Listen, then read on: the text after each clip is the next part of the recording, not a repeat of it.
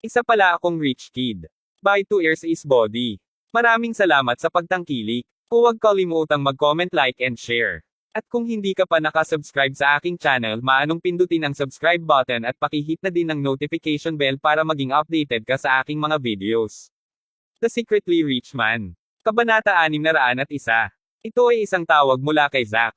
Ginoo Crawford, mayroon kaming ilang mga patungkol sa Jade Pendant. Sabi ni Zack nang sandaling kunin ni Gerald ang telepono. Oh, nasaan ka ngayon? Ganting tanong ni Gerald. Ang dalubhasang tagapagsuri ng kayamanan mula sa Northway ay nagpunta sa pangalang G. Zayden Wayham.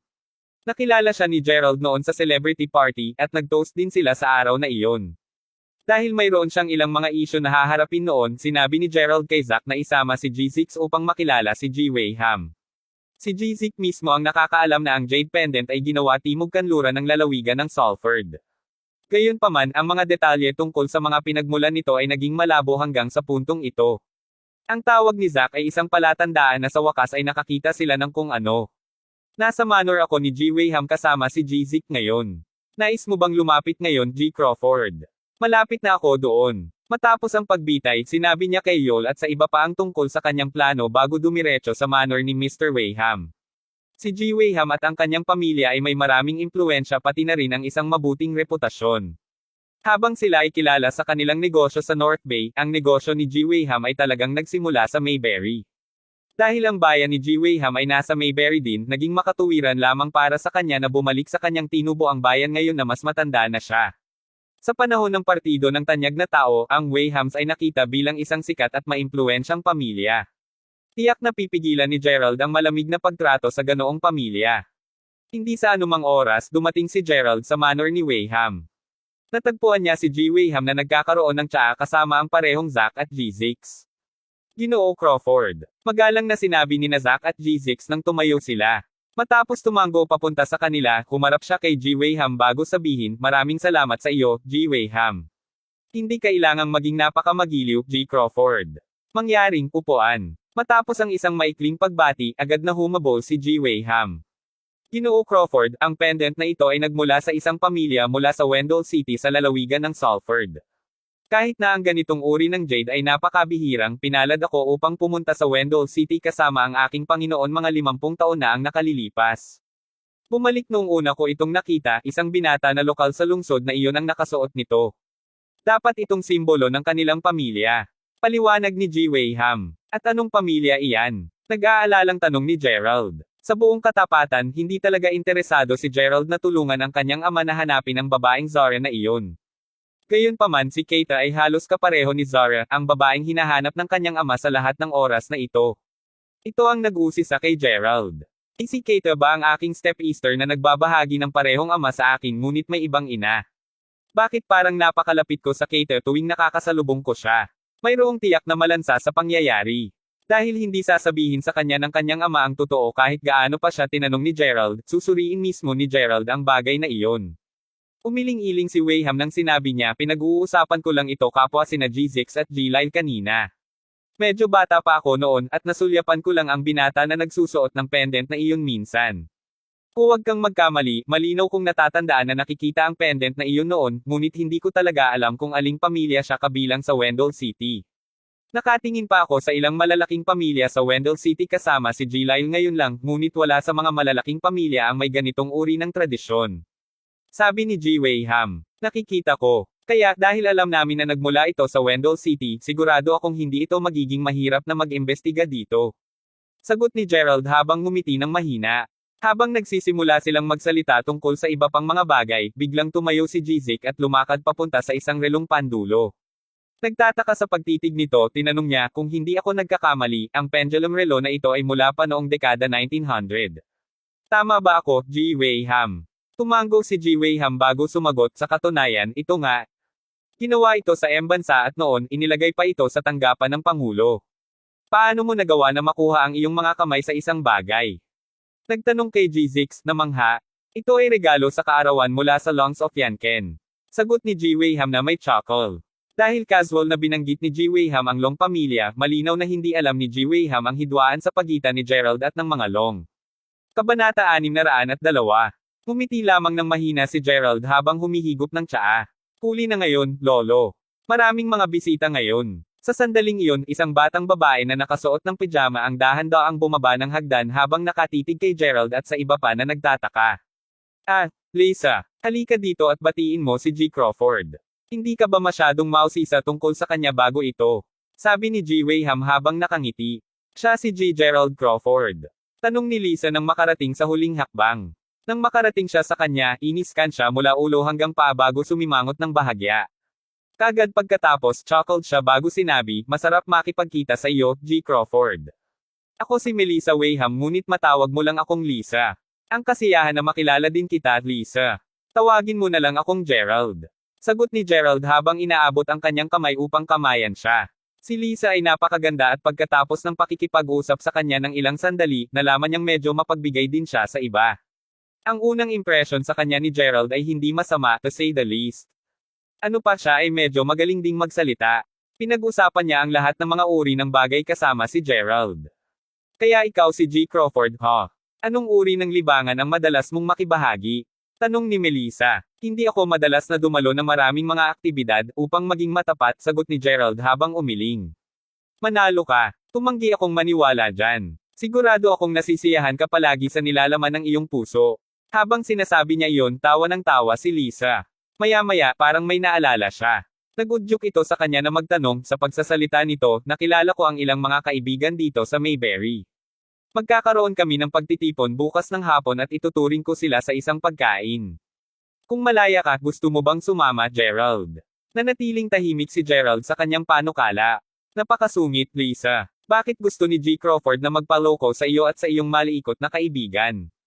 Sagot ni G. Wayham na may mapait na ngiti. Mabuti naman kung gayon. Sabi ni Melissa habang medyo nagpout. Dahil ginawa sa kanya ni G. Wayham ang isang pabor, alam ni Gerald na ang pagtanggi sa kanyang apong babae ay sa wakas ay makaramdam siya ng pagka-awkward sa paggawa nito. Sa huli, bahagyang tumango si Gerald na nakangiti bago sabihin, mabuti na lang. Bukas ba? Pupunta ako. Sinabi niya ito, hindi ako. Nakangiting sabi ni Melissa. Makalipas ang ilang sandali, iniwan ni Gerald ang manor kasama sina Zack at G6. Bagaman nais niyang bumalik sa mountaintop villa upang makapagpahinga, bigla niyang naalala na ipinahiram niya ang villa kay Xavier. Dahil dito, sinabi niya kay Zack na ayusin ang isang silid sa isang hotel na pagmamay-ari niya. Manatili siya doon sandali. Pagdating ni Gerald sa pasukan ng hotel, nakita at narinig niya ang ilang security guard na sumisigaw, lousy beggar. Mawala na. Abala sila sa pagsubok na itulak ang isang matandang lalaki na natakpan ng dumi na may sobrang gulo ng buhok. Anong pulubi? Hindi ako pulubi. Kailangan ko lang manghiram ng shower. Sabi ng matanda. The hell with that. Alam mo ba kung anong lugar ito? Hini siya ng security guard. Manalo ka. Hayaan mong sabihin ko sa iyo, hindi ako anumang tao. Ako ang lolo ni G. Crawford. Ang amo mo apo ko. Bilisan mo na ako. Ang matandang bastard na ito. Gaano katapang. Noon, handa na siyang bugbugin ng mga gwardya. Ayaw talaga ni Gerald na makisali sa gulo. Wala siyang pakialam sa sinabi ng matanda at naroon ang mga gwardya upang alagaan pa rin siya. Gayunman nang tiningnan ng mabuti ni Gerald ang pulubi, natigilan siya. Tumigil ka, sabi ni Gerald. Kabanata 603. Napagtanto ni Gerald na ang matandang lalaki ay ang kapareho ng nag-blackmail sa kanya noong hinahanap pa niya si Gio noon. Hindi na sana pinangarap ni Gerald na darating talaga ang lalaki sa paghahanap sa kanya. Paano na naman ikaw, sabi ni Gerald habang nakakunot ang noo niya. Aking apong lalaki. Napakaganda na narito ka ngayon. Tagumpay. Hindi ako papayagan ng mga tanod na ito. Sabihin mo sa kanila na papasukin mo ako. Sabi ng matandang may mga kamay sa baywang. Bakit mo gustong pumasok doon? Ano ang kailangan mo sa oras na ito? Tinulungan na kita dati at pinagaling ko pa ang sugat mong paa. Itigil mo ang paninira sa akin, sa palagay mo ba talagang mabuting tao ako na walang pag-iinit? Sagot ni Gerald na medyo naiinip. Hindi talaga alintana ni Gerald ang pagtulong sa mga tao kung mukhang nakakaawa sila tulad ng ginagawa ng pulubi. Gayunpaman, nakatulong na siya sa kanya minsan. Kung patuloy na inaabuso ng matanda ang awa ni Gerald, siguradong tatawid siya sa linya. Bakit mo sasabihin iyon, apo? Ano ang ibig mong sabihin na kinukulit kita? Malaki ang pagkakahawig mo sa nawala kong apo. Kung hindi siya patay, dapat ay nasa kaedad niya ang edad mo sa taong ito. Sabi ng matanda, biglang sumugat ang kanyang tono habang ibinaba ang kanyang ulo. Anong kalokohan ang iyong spouting? Yun nga lang, binubugbog kita. Akmang hahampasin na nila siya, naawa si Gerald matapos marinig ang kwento ng matanda at itinaas niya ng bahagya ang kanyang kamay. Oo, G. Crawford. Sigaw ng parehong gwardya pagkakita nila sa kanyang kilos. Pareho silang bumalik sa kanilang unang posisyon. Nang makita iyon, umupo ang matanda sa beranda na may malungkot na ekspresyon sa mukha. Hindi lang kinaya ni Gerald ang pagtingin sa mahirap na estado ng pulubi kaya't nakuha niya ang $100 na tala mula sa kanyang pitaka. Nakukuha ko, gusto mo rin ng pera, di ba? Ngunit binalaan ko kayo, ito ang huling oras na ibibigay ko sa iyo. Umalis ka na. May kamalayan siya na magiging masamang ugali ng matanda na umasa sa kanya kung patuloy na bibigyan siya ng pera ni Gerald.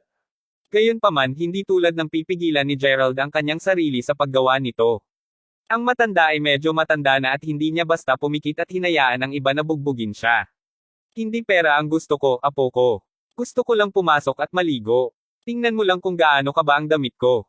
Sabi ng matandang lalaki na may chuckle. Pagkatapos ay tinuro ni Gerald ang matanda bago sabihin, binabalaan kita ngayon. Huwag mo akong tugunan bilang apo mo kailanman. Kung paliligo lang ang kailangan, may banyo sa malapit. Sige na at maligo ka na dyan. Matapos sabihin iyon, inabot ni Gerald ang ilang pera sa mga gwardya bago tumalikod upang umalis. Agad na naintindihan ng mga gwardya kung ano ang ibig niyang sabihin, at sinabi, "Dumb old man." Napakabait ni G. Crawford. Pinapayagan kanyang maligo doon kaya sumama ka na. Sinimulan niya ang paghila palayo sa matanda. Salamat, apo ko. Sinabi ko sa iyo na tigilan mo na ang pagtawag sa akin yan. Ang insidente ay hindi talaga isang malaking isyo para kay Gerald kaya tumungo lamang siya sa silid ng kanyang hotel upang maligo at magretiro para sa gabi. Hindi nagtagal pagkatapos ng kanyang shower gayunpaman narinig niya ang isang katok sa pinto. Nang buksan ito, nagulat siya nang hindi masabi. Ang matanda na naman. Damn it, anong ginagawa mo dito? Sa totoo lang, paano ka nakapasok dito? Tanong ni Gerald, medyo natulala. Upang magamit ang elevator sa hotel na ito, kakailanganin mo munang magkaroon ng isang hotel room access card. Ano pa, si Gerald ay nanatili sa sahig ng VIP. Upang makapunta sa tukoy na sahig na ito, ang tao ay kailangan ding dumaan sa isang pintuan ng seguridad. Hindi lamang nalampasan ng matanda ang lahat ng iyon, nahahanap din niya ang eksaktong silid na tinuluyan ni Gerald. Pasimpleng ngumisi ang matanda bago sabihin, dumating ako para hanapin ka, apo ko. Maaari mo bang ayusin ang isang lugar para manatili ako? Gayon din, sana hindi mo nakakalimutan na nakatulong ako sa iyo dati. Ako ang nagbigay sa iyo ng mga pahiwatig upang hanapin ang batang babae noong panahong iyon, dagdag ng matanda habang muli itong nagchuckle. Ngayon ko lang nais malaman kung paano ka nakarating dito, sagot ni Gerald habang kinakamot ang likod ng kanyang ulo sa pagbitiw sa tungkulin. Habang ang matanda ay tiyak na mukhang malinis ngayon tuwing siya ay ngumisi, maramdaman ni Gerald na siya ay hindi mabuting tao. Kung pinag-uusapan mo ang tungkol sa mga pintuang salamin na iyon, madali silang makalusot. Marahan ko lang silang sinundot ng daliri.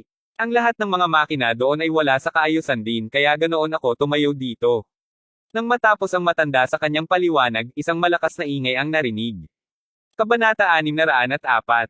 Bumukas ang pinto at sumugod sa 10 mga security guard, bawat isa ay armado ng dekuryenteng baton. Sa wakas ay nagawa nilang subaybayan ang matanda sa tulong ng footage ng pagsubaybay. Ikaw matandang bastard. Nandyan ka lang pala. Agad siyang pinalibutan ng mga gwardya. Humihingi ka ng paumanhin, G. Crawford. Ang matandang lalaki na ito ay pumasok sa lobby pagkatapos ng kanyang paligan nang hindi namin siya pinapansin. Narinig niya marahil ang numero ng iyong silid mula sa babaeng tumatanggap pagkatapos sinira niya ang lahat ng mga makina na kinakailangan upang makabangon dito. Paumanhin ulit, G. Crawford. Bubugbugin natin siya pagkatapos ay palayasin siya, ganito kaagad. Hindi alam ni Gerald kung paano tumugon sa sandaling iyon. Lahat ng tungkol sa matandang iyon ay pinaramdam lamang sa kanya na hindi mapalagay. Sa sandaling iyon, nagsimulang magring ang telepono ni Gerald. Ito ay isang tawag mula kay Keita. Si Gerald ay nauna nang nagpadala ng isang mensahe sa linya tungkol sa lahat ng mga bagong bagay na natuklasan niya. Nabasa lang niya ito. Sumulyap muli sa matandang lalaki pagkatapos ay sinagot ni Gerald ang tawag. Ipinapalagay kong nabasa mo na ang mensahe, Keita. Meron ako. Ano ang dapat kong gawin ngayon, Gerald? Magagawa ko ba? Makikita ko ba talaga ang aking ina? Nag-aalalang tanong ni Keita. Oo, at huwag mag-alala. Hinahanap ko din siya. Maghintay ka lamang ng ilang araw pa upang malutas ko ang lahat ng mga bagay na kasalukuyang mayroon ako. Kapag tapos na ako, pupunta ako doon sa iyo. Sa totoo lang nag-aalala ako kung nagpunta ka sa Salford Province ng mag-isa. Sagot ni Gerald na may mahinang ngiti. Mabuti ang tunog. Mas sigurado ako ngayon. Matapos ang isang maikling chat, si Gerald ay nabitin. Nang makita na natapos na niya ang kanyang tawag, ilalabas na lamang ng mga gwardya ang matandang lalaki nang biglang sumigaw ang matanda, lalawigan ng Salford. Apo ko, gusto kong pumunta din doon. Bayan ko yan. Ang pagiging kasama ko, apo ko. Sa isang maliit na pakikibaka, nagawa ng matandang lalaki na mapalaya ang kanyang sarili mula sa pagkakahawak ng mga security guard. Sumugod siya sa kay Gerald bago muling magmakaawa. Bayan ko yan. Apo ko, pwede mo ba akong iuwi? Sinuri ni Gerald ang lalaki mula ulo hanggang paa matapos marinig ang kanyang pakiusap. Ang matandang lalaki ay parang sabik na sabik siyang pumunta doon. Tila medyo naabala rin siya. Habang iniisip ito ni Gerald, napagtanto niya na wala talaga siyang masamang impresyon sa matandang iyon. Nainis lang siya sa kung gaano siya kahihiyan at kasiraan. Mabuti, kukuha ako ng isang taong magpapadala sa iyo doon. Narinig ko ang sinabi mo sa telepono kanina. Mukhang nais mo at ng isa pang batang babae na maghanap para sa isang tao sa lalawigan ng Salford. Medyo pamilyar ako sa lugar kaya tiyak na matutulungan kita na hanapin ang taong iyon. Napakalaking tulong mo sa akin kaya siguradong magpapahiram ako ng kamay dito. Sabi ng matanda. Narinig ito, naramdaman ni Gerald na parang ang matanda ay sa wakas ay nagsabi ng isang bagay na makatuwiran para sa isang beses. Tulad ng kung kailangan ni G. Crawford ang iyong tulong. Mawala ka, umungal ang isa sa mga security guard. Manalo ka, tanungin mo lang siya tungkol sa aking pagiging maaasahan ng impormasyon. Kung hindi ko sinabi sa kanya kung nasaan ang batang Las, sa palagay mo mahahanap niya ito sa lalong madaling panahon. Ikaw, tama na yan. Ilayo mo lang siya, kumuha ng isang silid at ilang pagkain para sa kanya. At humanap ng isang taong magpapabalik sa kanya sa Salford Province bukas. Sabi ni Gerald habang umiling na nagbitiw. Kahit na inangkin ng matanda na nais niyang tulungan si Gerald, hindi mapigilan ni Gerald na tumawa ng mapait sa iniisip. Pagkatapos nito, nagretiro siya para sa gabi. Isang tahimik at payapang pagtulog sa paglaon, nakatanggap ng isa pang tawag si Gerald pagdating ng umaga. Ang apo ni G. Wayham na si Melissa. Noon nang maalala ni Gerald ang paanyaya ni Melissa sa pagtitipon na inayos niya. Dahil hindi siya ganoon kalapit kay Melissa, agad niyang sinubukan ang pag-iisip ng isang dahilan upang tanggihan siya. Hello, Gerald. Mula sa sandaling sumang-ayon ka na dumalo sa aking pagtitipon, ang aking lolo ay naging masaya. Sinabi pa niya sa akin na paglingkuran kita ng mabuti. Sabi ni Melissa sa pamamagitan ng telepono. Lalo na itong naging awkward para kay Gerald. Nandoon si G. Wayham nang pumayag siya kaya syempre alam niya ang tungkol dito. Ano pa, si Melissa ay isang taos-pusong dalaga na lalong nagpahirap sa kanya na tanggihan siya. Maya-maya ay sumuko siya at sinabi na malapit na siyang dumating. Hindi masyadong nagtagal, nakarating siya sa lugar ng pagtitipon sa kanyang kotse. Napagpasyahan niya na aalis siya pagkatapos manatili sa isang maikling sandali. Ang pinag-uusapan na venue ay ang Mayberry Grand Hotel. Nang makarating sa pintuan, nandoon na si Melissa na naghihintay sa kanya. Sa tabi niya ay nakatayo ang isang mature at medyo sexing ginang na tila nasa 30 taon na. Ang kanyang buhok ay umabot hanggang sa baywang at tila siya ay medyo payat din. Sa pangkalahatan, para siyang isang babaeng may magandang ugali. Kabanata 605. Medyo patas din ang kanyang balat. Nang makita siya, simpleng tumango si Gerald na nakangiti. Tumawa si Melissa nang makita siyang gawin iyon. Sinabi niya pagkatapos, pinsan ko siya, Gerald. Siya ay isang manunood, hindi ba? Dumating siya upang magsaya kasama ako. Sagot ni Gerald na may simpleng tango. Pero para malaman mo, may asawa na siya. Siya ay isang kagandahan kahit na sa panahon ng kanyang pag-aaral at kahit na maraming taon na ang lumipas mula noon, siya ay kasing ganda pa rin ng dati. Sabi ni Melissa sa tono pang-aasar habang tumatawa. Mula sa kanyang reaksyon, sigurado ako ngayon na ikaw si G. Crawford. Ikinagagalak kung makilala ka. Ako si Rosalie Owens, ngunit dahil mas matanda ako sa inyong dalawa, tatawagan mo lang akong Sister Owens. Nakangiting sabi ni Rosalie. Nga pala, G. Crawford, sigurado akong alam mo na ang pamilya ng aking pinsan ay napakalakas sa North Bay. Nagtuturo pa siya sa isang universidad din doon.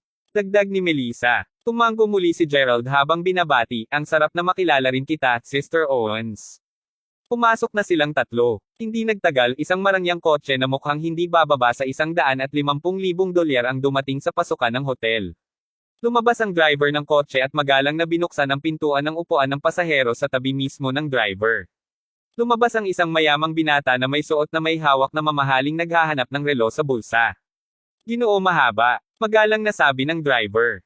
Ang taong humakbang palabas ay si Eunice Long at siya ay may isang masamang ngiti sa kanyang mukha habang nakatingin siya sa hotel. Lumipat siya upang buksan ang pintuan ng backseat bago sinabi, narito na kami ngayon Gia. Lumabas ka ngayon. Paimpal na lumabas si Gia nang walang imak. Nagsuot lamang siya ng magaan na pampaganda, ngunit maganda pa rin ang hitsura niya. Nang makita siya ni Eunice, agad na lumiwanag ang mga mata. Sa unang pagkakataong makilala niya siya, naramdaman niyang naiiba siya sa ibang mga kababaihan. Tigtas niyang nasabi ito dahil sa totoo lang nakilala niya ang maraming iba markang paiwati ibang mga kababaihan. Si Gia ay nasa ibang liga dahil siya ang unang babaeng nakilala niya ng isang mahusay na ugali. Dahil doon sinubukan niyang ligawan siya ng maraming beses.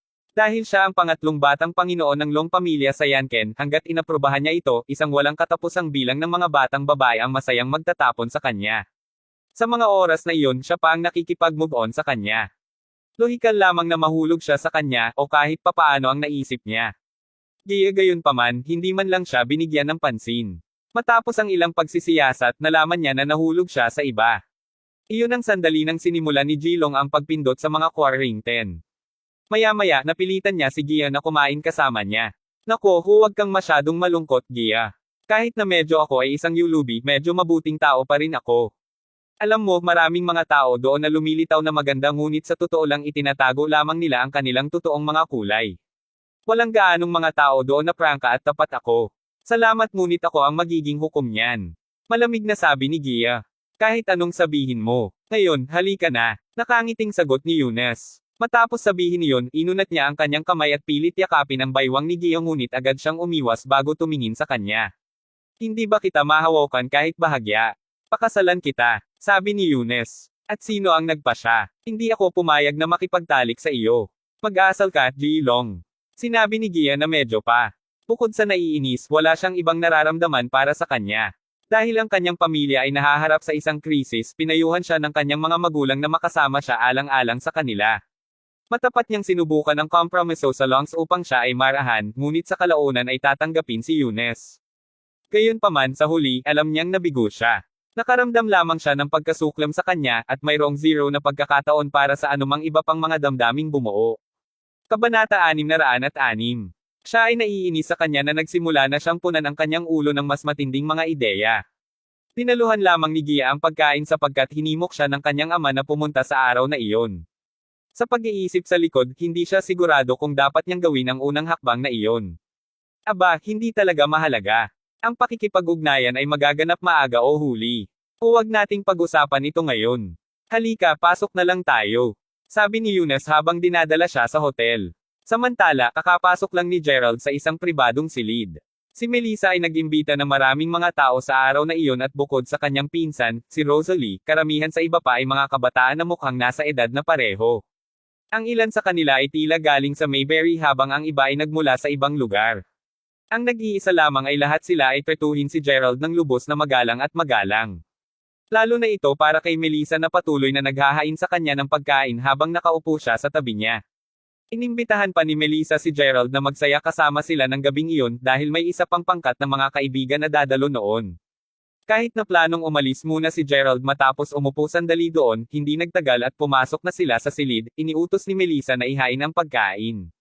Bilang isang resulta, hindi niya maiwasang manatili at magpatuloy sa pagkakaroon ng ilang mga inuming kasama nila. Ang pangkat ng mga tao ay mahusay sa pag-inom. Tulad ng pag-inom at pag-uusap ng bawat isa sa isa't isa, sa ilang mga punto, ang isa sa mga panauhin ay nagsimulang maglasing ng kaunti. Pinsan ito ni Melissa na si Rosalie. Sa palagay ko ay hindi na ako makakakuha, medyo nahihilo ako kaya mag-urong na lang ako sa sasakyan para ngayon at makatulog. Magpatuloy kayo at magpatuloy sa pag-inom, sabi ni Rosalie. Ha, akala ko ikaw ay isang mahusay na uminom. Gayon din bakit ang kotse? May mga kwarto sa hotel na ito. Hayaan mo lang akong kumuha ng isa para makapagpahinga ka. Ah, may dala din akong isang bote ng soda. Dito, uminom ng ilan dito upang mas komportable ang iyong sarili. Sabi ni Melissa nang binuksan niya ang bote at iniabot kay Rosalie. Paimpal na tumango si Rosalie. Mukha na talaga siyang hindi na makaya. Tulad ng sinabi ni Melissa sa isang waiter na maghanda ng isang silid, si Rosalie ay halos hindi makatayo ng maayos. Malinaw na masama talaga siya sa pag-inom. Hoy Melissa, hayaan mo akong tulungan kang maakyat si Sister Owen sa itaas. Nagboluntaryo ng isa sa mga kabataang lalaki sa silid. Habang maganda si Melissa, ang mga itsura ni Rosalie ay daig pa sa kanya. Sa kabila ng katotohanang siya ay mas matanda, nagpalabas siya ng isang espesyal na alindog. Idagdag ito sa kanyang magandang ugali, halos tiyak na para sa bawat lalaking nakakandado sa kanya ay tuluyang ma-charmed. Nako, mawala ka. Huwag ipagpalagay na hindi ko alam kung ano ang iniisip mo. Hayaan mong sabihin ko sa iyo, ang aking kapatid na babae ay isang Owens at siya ay nagmula sa North Bay. Hindi siya isang tao na maaari mong samantalahin. Sabi ni Melissa, sa inis na tono. Kahit na sinabi niya iyon, tiyak na mukhang kailangan niya ng tulong. Ito ay kapwa mahirap at nakakapagod sa kanya na may ahon lang niya si Rosalie ng mag-isa.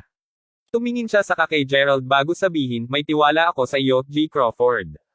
Maaari mo ba akong tulungan na maakyat ang pinsan ko? Sure thing, sabi ni Gerald habang medyo tumango. Bagaman hindi ito maginhawa para sa kanya na gawin ito, hindi niya maaaring tanggihan lamang ang pakiusap ni Melissa. Hindi rin siya nag-iisip ng anumang masasamang saloobin kaya't simpleng pinilit niya. Maya-maya pareho silang nakapagpasakay kay Rosalie sa isang silid sa ikapitong palapag. Nakalagay ang likod ng kanyang kamay sa noo niya, mabilis na nakatulog si Rosalie pagkarating niya sa kanyang kama. Bamantong hininga si Melissa bago sabihin pahinga muna siya sa ngayon. Hindi ko akalaing masama siya sa pag-inom. Sa kabaligtaran, napakahusay mo dyan, hindi ka ba G. Crawford? Hindi ako masyadong masama rito. Habang sinabi niya iyon, naririnig ang tunog ng muling pag-retire. Labis na nagsusuka si Rosalie at mukhang hindi maganda ang katawan. Oh God, okay ka lang ba pinsan? Pupunta ako upang kumuha ng gamot upang matulungan kang matino. Maaari ba kitang abalahin upang makatulong na alagaan ang aking pinsan ng ilang sandali, G. Crawford? Babalik ako, sabi ni Melissa habang nagmamadaling lumabas ng silid. Gayunpaman, hindi alam ni Gerald kung paano siya alagaan. Matapos magsuka ng sandali, tuluyan na namang nakatulog muli si Rosalie sa sobrang gulat. Sa pakiramdam na walang kabuluhan sa kanya na manatili sa silid, kinuha niya ang access card ng silid at tumayo sa tabi ng pintuan. Hihintayin ni Gerald na bumalik si Melissa doon. Hindi nagtagal, narinig niya ang boses ni Rosalie mula sa loob ng silid. Gayunpaman, iminungkahi ng kanyang tinig na nahihirapan siya. Ito ay halos tulad ng siya ay napigilan ng isang bagay. Hindi muna pinagtuunan ng pansin ni Gerald ang mga tunog. Naisip niya na ang lasing lang nito. Gayunpaman mas nakikinig siya, ang estranghero na nakuha ng mga ingay. Tila may iba pang mga ingay na nagmumula rin sa loob ng silid. Kabanata 607. Kung mas pinag-isipan niya ang tungkol sa mga ingay, hindi kilalang tao ang naramdaman ng sitwasyon. Maya-maya, napagpasyahan niyang buksan ang pinto upang makita kung ano ang nangyayari. Ang nakita niya ay nanlaki ang mga mata niya sa pagtataka. Isang kakatuwang lalaki ang nagtatangkang habaran si Rosalie sa silid. Si Rosalie ay tila medyo nagpupumiglas at may luha na sa kanyang mga mata. Nang makita ng lalaki si Gerald, simpleng ngumiti siya ng malamig bago tumalon sa kama at sumisid sa bintana. Ngunit ito ang ikapitong palapag. Agad na sumugod sa bintana si Gerald at tumingin sa baba. Gayunpaman, wala nang bakas ng lalaki ang lahat. Saan siya nagpunta? Napaisip si Gerald sa sarili, natigilan.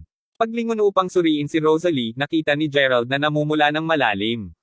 Dahil malapit na lamang niyang takpan siya ng ilang mga kumot, narinig niya ang mga yabag mula sa labas. Alang-alang sa langit, bakit ka nakakainis? Inaalagaan na ni Gerald ang pinsan ko, hindi na kailangan mong sumama. Wala kang nakukuha sa pamamagitan ng paggawa nito. Sabi ng konting boses ni Melissa sa hallway. Lalabas na ang pangkat na nakainom niya kanina ay sumunod din kay Melissa. Mula sa kanyang tono, malinaw na pinilit nilang sumama, marahil ay dahil nakita nilang umalis siya upang kumuha ng gamot ng mas maaga. Damn it! Ano ang dapat kong gawin ngayon? Natigilan si Gerald. Anong uri ng hindi pagkakaintindihan ang lilito kung nakita nila siya sa isang silid na may isang nakahubad na Rosalie? Ano pa nang tangkain niyang tulungan ang pagsusuot ng kanyang damit, simpleng tumingin sa kanya si Rosalie na may maluha-luhang mga mata at sinabi sa kanya na huwag nang lumapit. Upang mas malala pa, nagsimula siyang tumawag para sa tulong sa isang mahinang boses. Damn lahat! Sa sandaling iyon, maririnig ang katok sa pintuan. Gerald, nandyan ka ba sa loob? Maaari mong buksan ang pinto. Teka, pinsan. Ikaw ba yan? Ano ang nangyayari? Sigaw ni Melissa mula sa likod ng pintuan. Malinaw na narinig niya ang tinig ng pinsan niya na tumatawag ng tulong ngayon. Gerald, G. Crawford, nandyan ka ba sa loob? Tanong ni Melissa sa gulat na estado niya. Oo, nandito pa rin ako. Sagot ni Gerald nang kaagad siyang pumunta upang buksan ang pinto. Ano ang tagal mong magbukas ng pinto? Pwede ba kayo Kahit na sa una ay sinadya niya siyang asarin siya, nang makita niya ang eksena sa harapan niya, agad niyang binitiwan ang isang hiyawan. Narinig iyon, ang ibang mga tao na sumama kay Melissa ay sumilip at ang ilan sa kanila ay nagsisigaw din. Lahat ng tao doon ngayon ay nakatingin kay Gerald na hindi makapaniwala. Kahit na si G. Crawford ay mukhang isang ginoo, naisipin na siya ay talagang isang tuso at maruming tao. Ano? Ano ang ginawa mo sa pinsan kong si G. Crawford? Sigaw ni Melissa. Ako, hindi mo maintindihan ang sitwasyon. Wala akong nagawa. Kung hindi ikaw, bakit gagawin ng pinsan ko sa kanyang sarili ang isang bagay na tulad nito? Sagot ni Melissa. May ibang tao dito. Nang makita niya ako pagkatapos na bumalik ako upang suriin siya, tumalon siya sa bintana ng silid. Tiyak na nahihirapan si Gerald na ipagtanggol ang kanyang sarili at ipaliwanag ng maayos ang sitwasyon. Nasa ikapitong palapag kami. Ang ilan sa mga kalalakihan ay sumugod sa bintana bago sumigaw, banal, napakataas dito.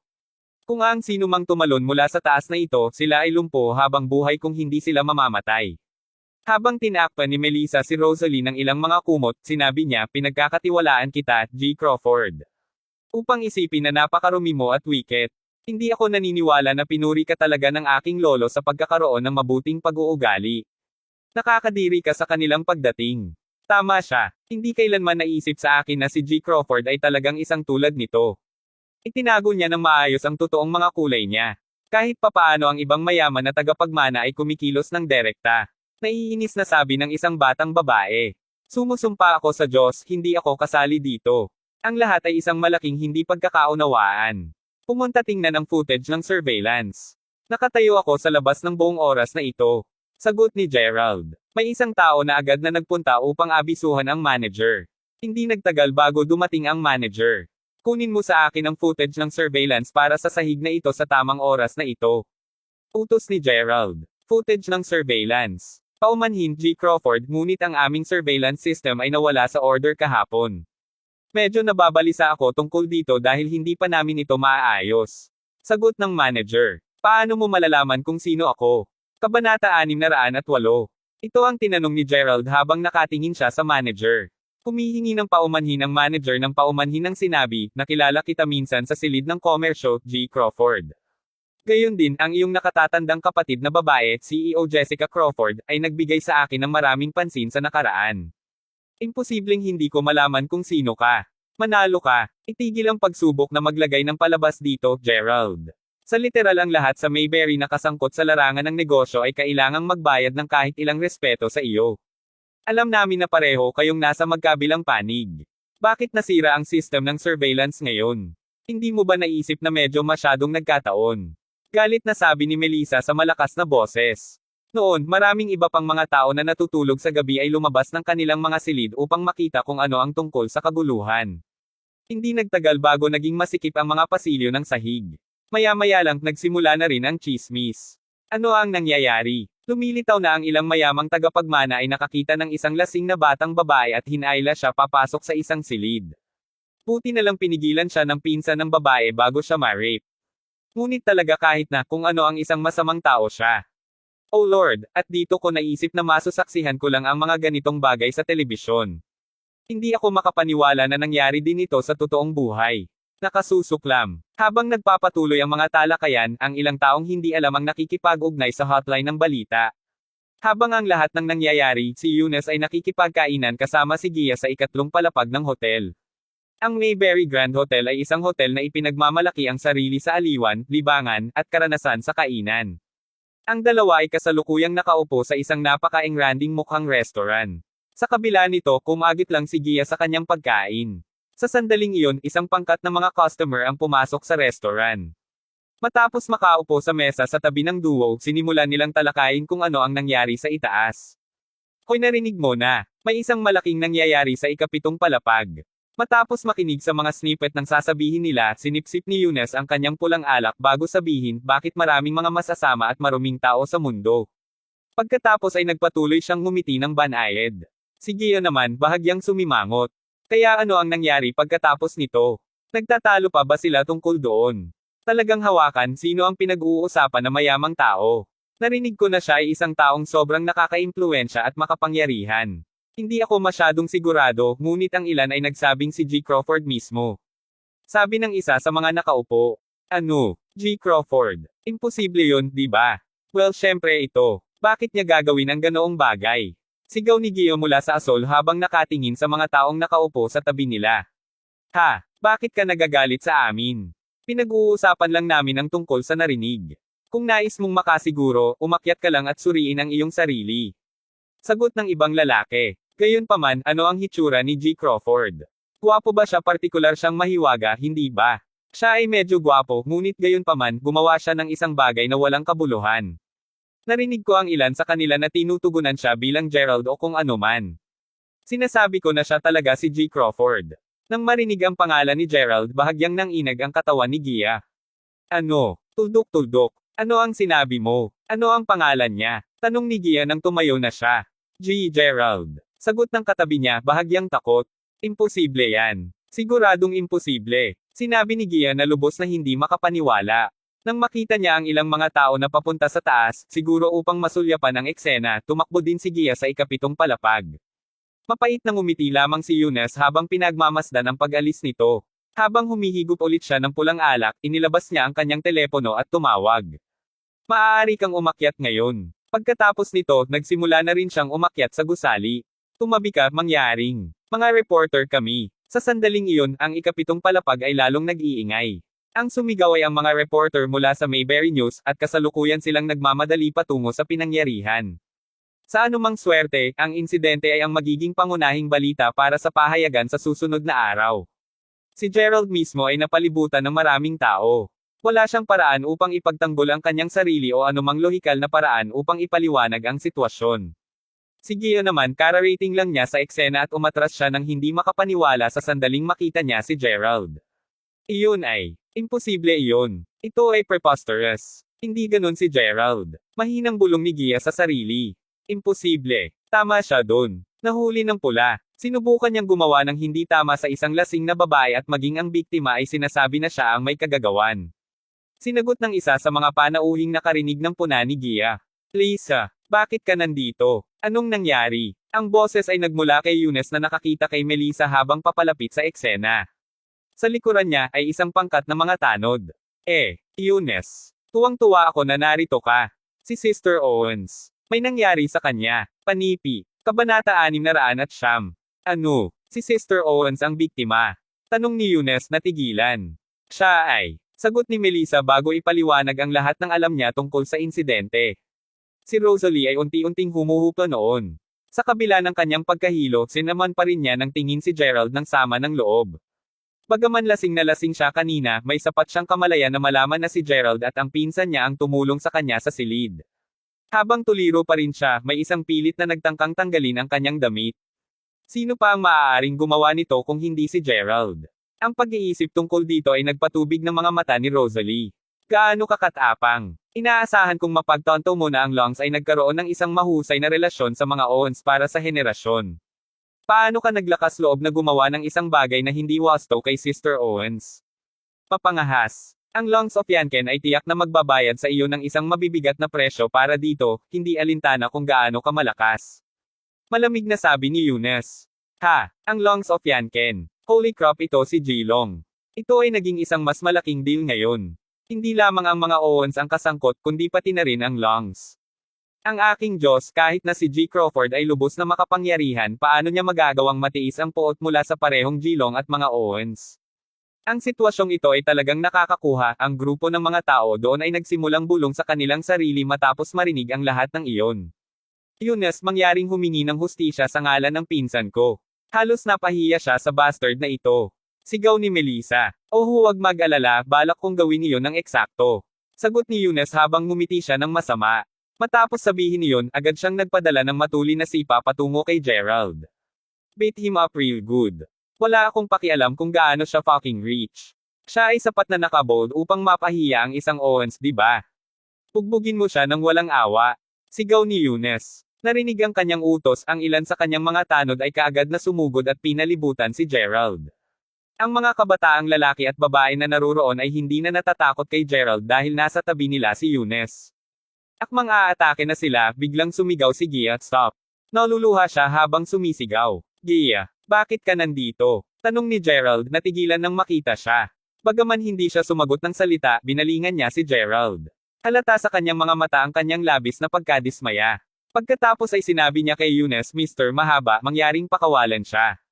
Nakikiusap ako sa iyo. Pakawalan mo siya. Tagumpay. Gia, hindi tulad ng ayaw kong tulungan ka, ngunit ang taong ito ay napakasama upang palayain ng hindi tinuruan ng aralin.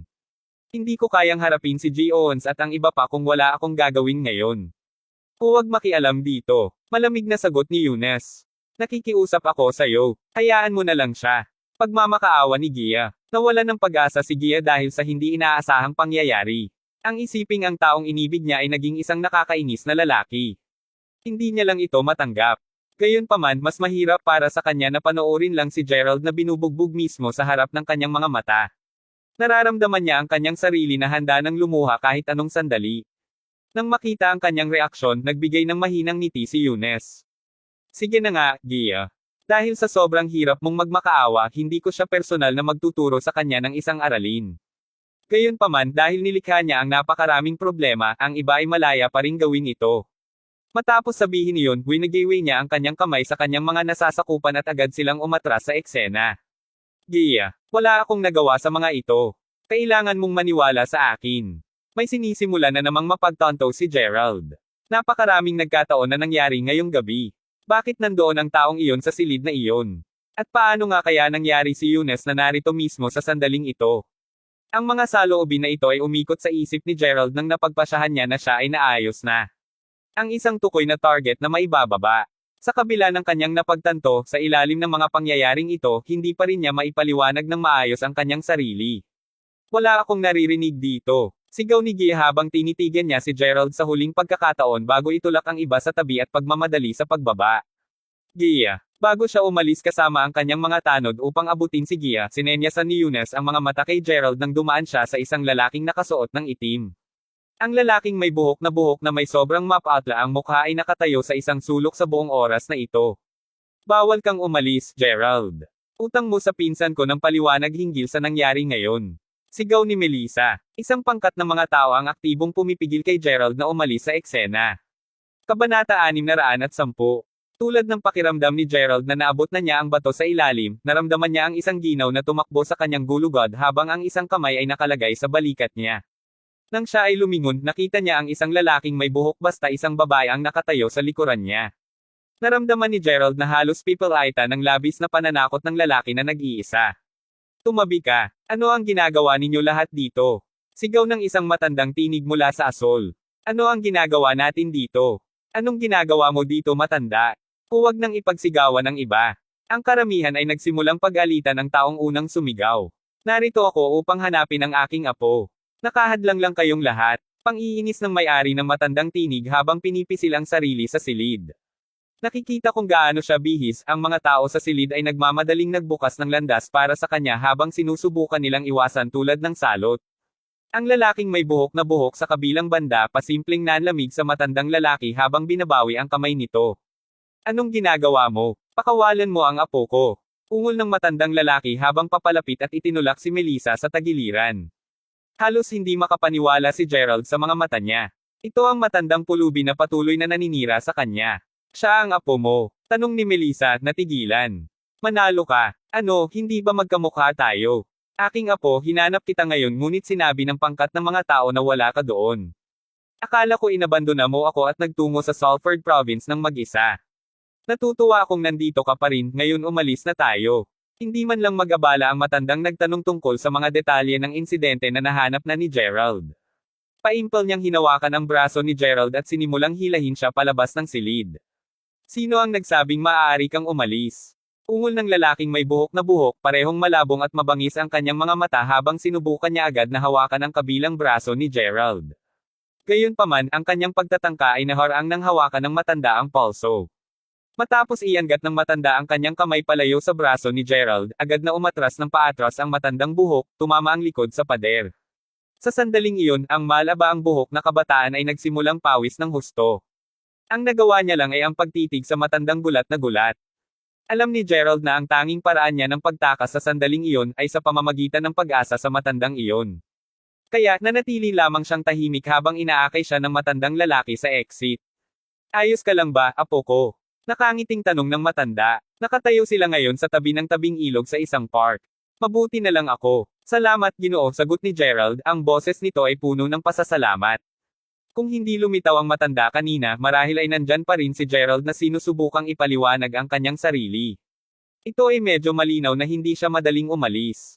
Sa kabila ng pakiramdam na nagpapasalamat, si Gerald ay pantay na nararamdaman ng pagkalito. Paano palaging nakakayang lumitaw ang matandang ito tuwing nahaharap ako sa mga paghihirap? Palagi din niya akong hindi tuwirang tumutulong sa akin. Hindi lang iyon, paano niya alam kung saan ako hahanapin ngayon sa hotel na iyon?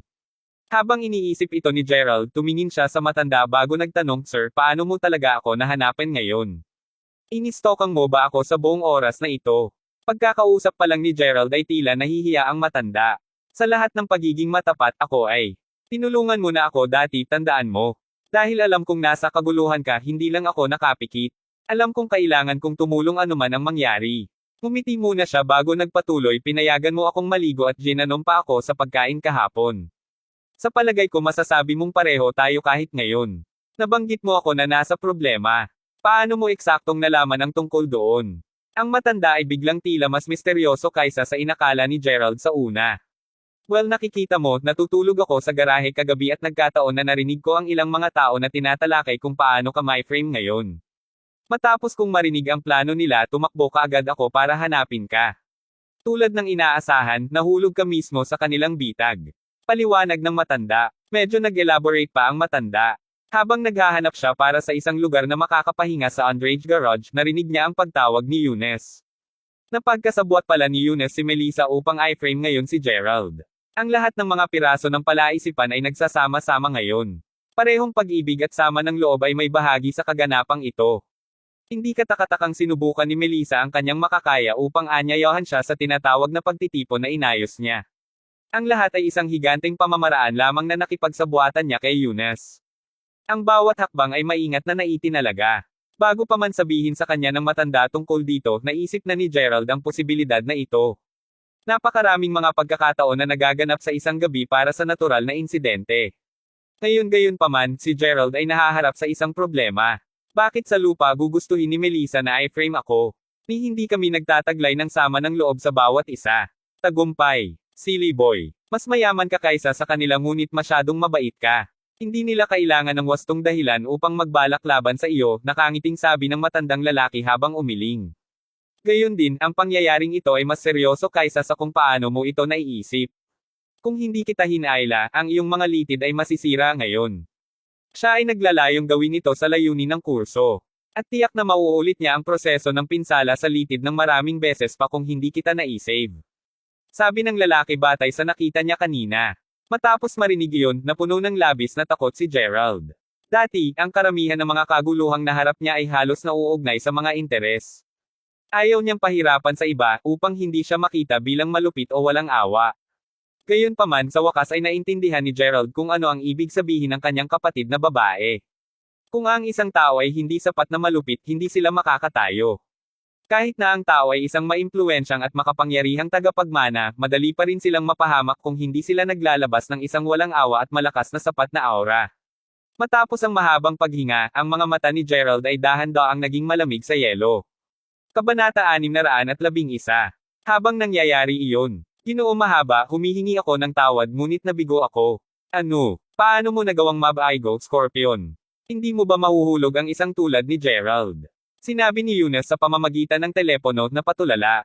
Nasa banyo siya nang matanggap ang tawag mula sa Scorpion. Humihingi ako ng paumanhin, ngunit isang eksperto ang tumulong sa kanya upang makatakas. Kung hindi ko binawi ang braso ko sa oras ay nasa area na ito ngayon. Sagot ni Scorpion habang hawak-hawak ang telepono gamit ang kanyang mabuting kamay. Tumatawag siya mula sa loob ng sasakyan. Ang braso ni Scorpion na inilagay sa isang patag na ibabaw ay pumuputok na, ang kanyang mga litid ay nakausli at pula. Ito ay tila tulad ng mga sariwang bulate na natakpan ang kanyang buong braso. Sa ngayon, ni hindi niya ito mailipat. Nipatikip ang kanyang noo ng malamig na pawis at pakiramdam niya ay mahina na siya. Damn lahat. Ang bastards talagang fucking lucky. Ngunit alinman sa paraan, mayroon na kaming magandang pagsisimula. Kapag naging bukas ang ulo ng balita bukas tiyak na magiging labis siyang kasumpa-sumpa. Hindi siya madaling palalabasan ng Owens at tutulungan lang sila ng aking pamilya pagkatapos. Bagay lamang sa kanila bago natin siya sirain ng tuluyan. Gayon din, huminga ka muna sa ngayon, Scorpion. Sabi ni Eunice bago binaba ang tawag. Nang matapos ang tawag, nakita ni Eunice na si Melissa ay tumatawag sa kanya ngayon. Hoy Eunice, hindi ba nagkaroon ng labis na kaguluhan ngayon? Sinabi mo lang sa akin na lokohin siya at ipasok sa kwarto, di ba? Malinaw kong naaalala na sinabi mo na ang aking pinsan ay hindi magdusa ng anumang pagkalugi dito. Bakit mo nagawa iyon? Nag-aalalang tanong ni Melissa. Ano ang pagkalugi? Wala si Rosalie na dumaan doon. Hindi man lang siya pinahiya. Ang pinakamahalagang bagay ay nakuha namin ang mga resulta na gusto namin. Hindi ba iyon ang pinakamahalaga? Sagot ni Eunice sa isang mapang-akit na tono. Manalo ka. Paano mo masasabi na hindi siya pinahiya sa ilalim ng mga pangyayaring iyon? Halos hubot-hubad siya sa huli. Huwag kalimutan na siya ay isang Owens. Kailangan nating ayusin ng mabilis ang usaping ito o mahirap na ipaliwanag ang lahat ng ito sa ating mga pamilya. Sabi ni Melissa bago bumaantong hininga. Pinagsisisihan ko talaga ang pagtulong sa iyo ngayon. Tuldok-tuldok. Wala kang ideya kung magkano ang problemang pinagdaanan ko.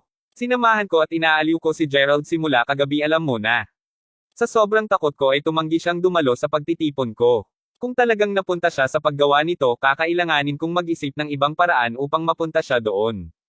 Gayon din inaasahan kong mapagtanto mo na opisyal kong nasaktan ng isang mayamang tagapagmana sa Mayberry dahil sa iyo.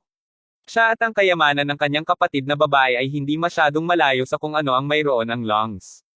Napalampas ko ang isang magandang oportunidad na makipagkaibigan sa isang mayamang kabataan dahil sa iyo. Natawa tuloy si Eunice bago sinabi, ano nga ba ang pinagsisisihan mo? Mayroon kang Longs of Yanken na sumusuporta sa iyo ngayon. Ito ay tulad ng nakakuha ka lamang ng pinakamakapangyarihang at maimpluwensyang mga tao sa iyong panig.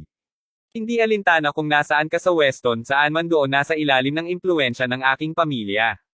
Sana mapagtanto mo na may impluwensya lang si Gerald dito sa Mayberry. Sige, dahil tinulungan mo akong makuha ang giya sa oras na ito, nangangako akong bibigyan ka rin ng isang hiling.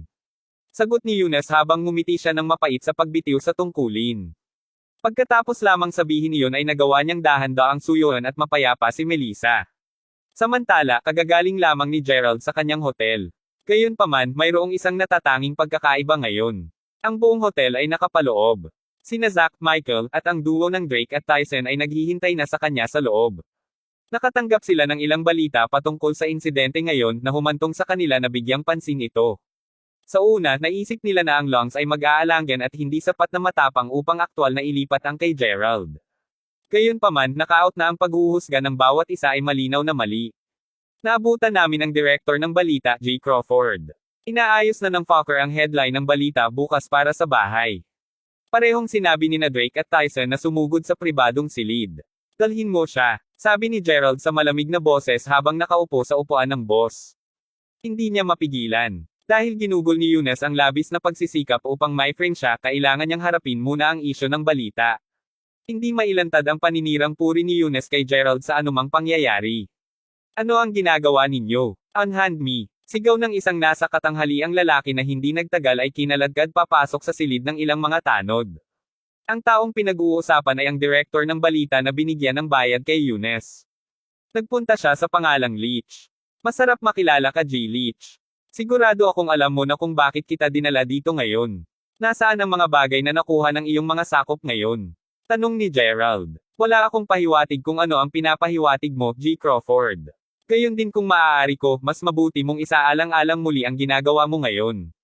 Makatarungan lamang tama at nararapat para sa aking mga sakop na kumuha ng litrato. Hindi ko kailanman ibibigay ang anumang mga litrato na kinukuha nila anuman ang gagawin mo sa akin. Panipi. Kabanata 612.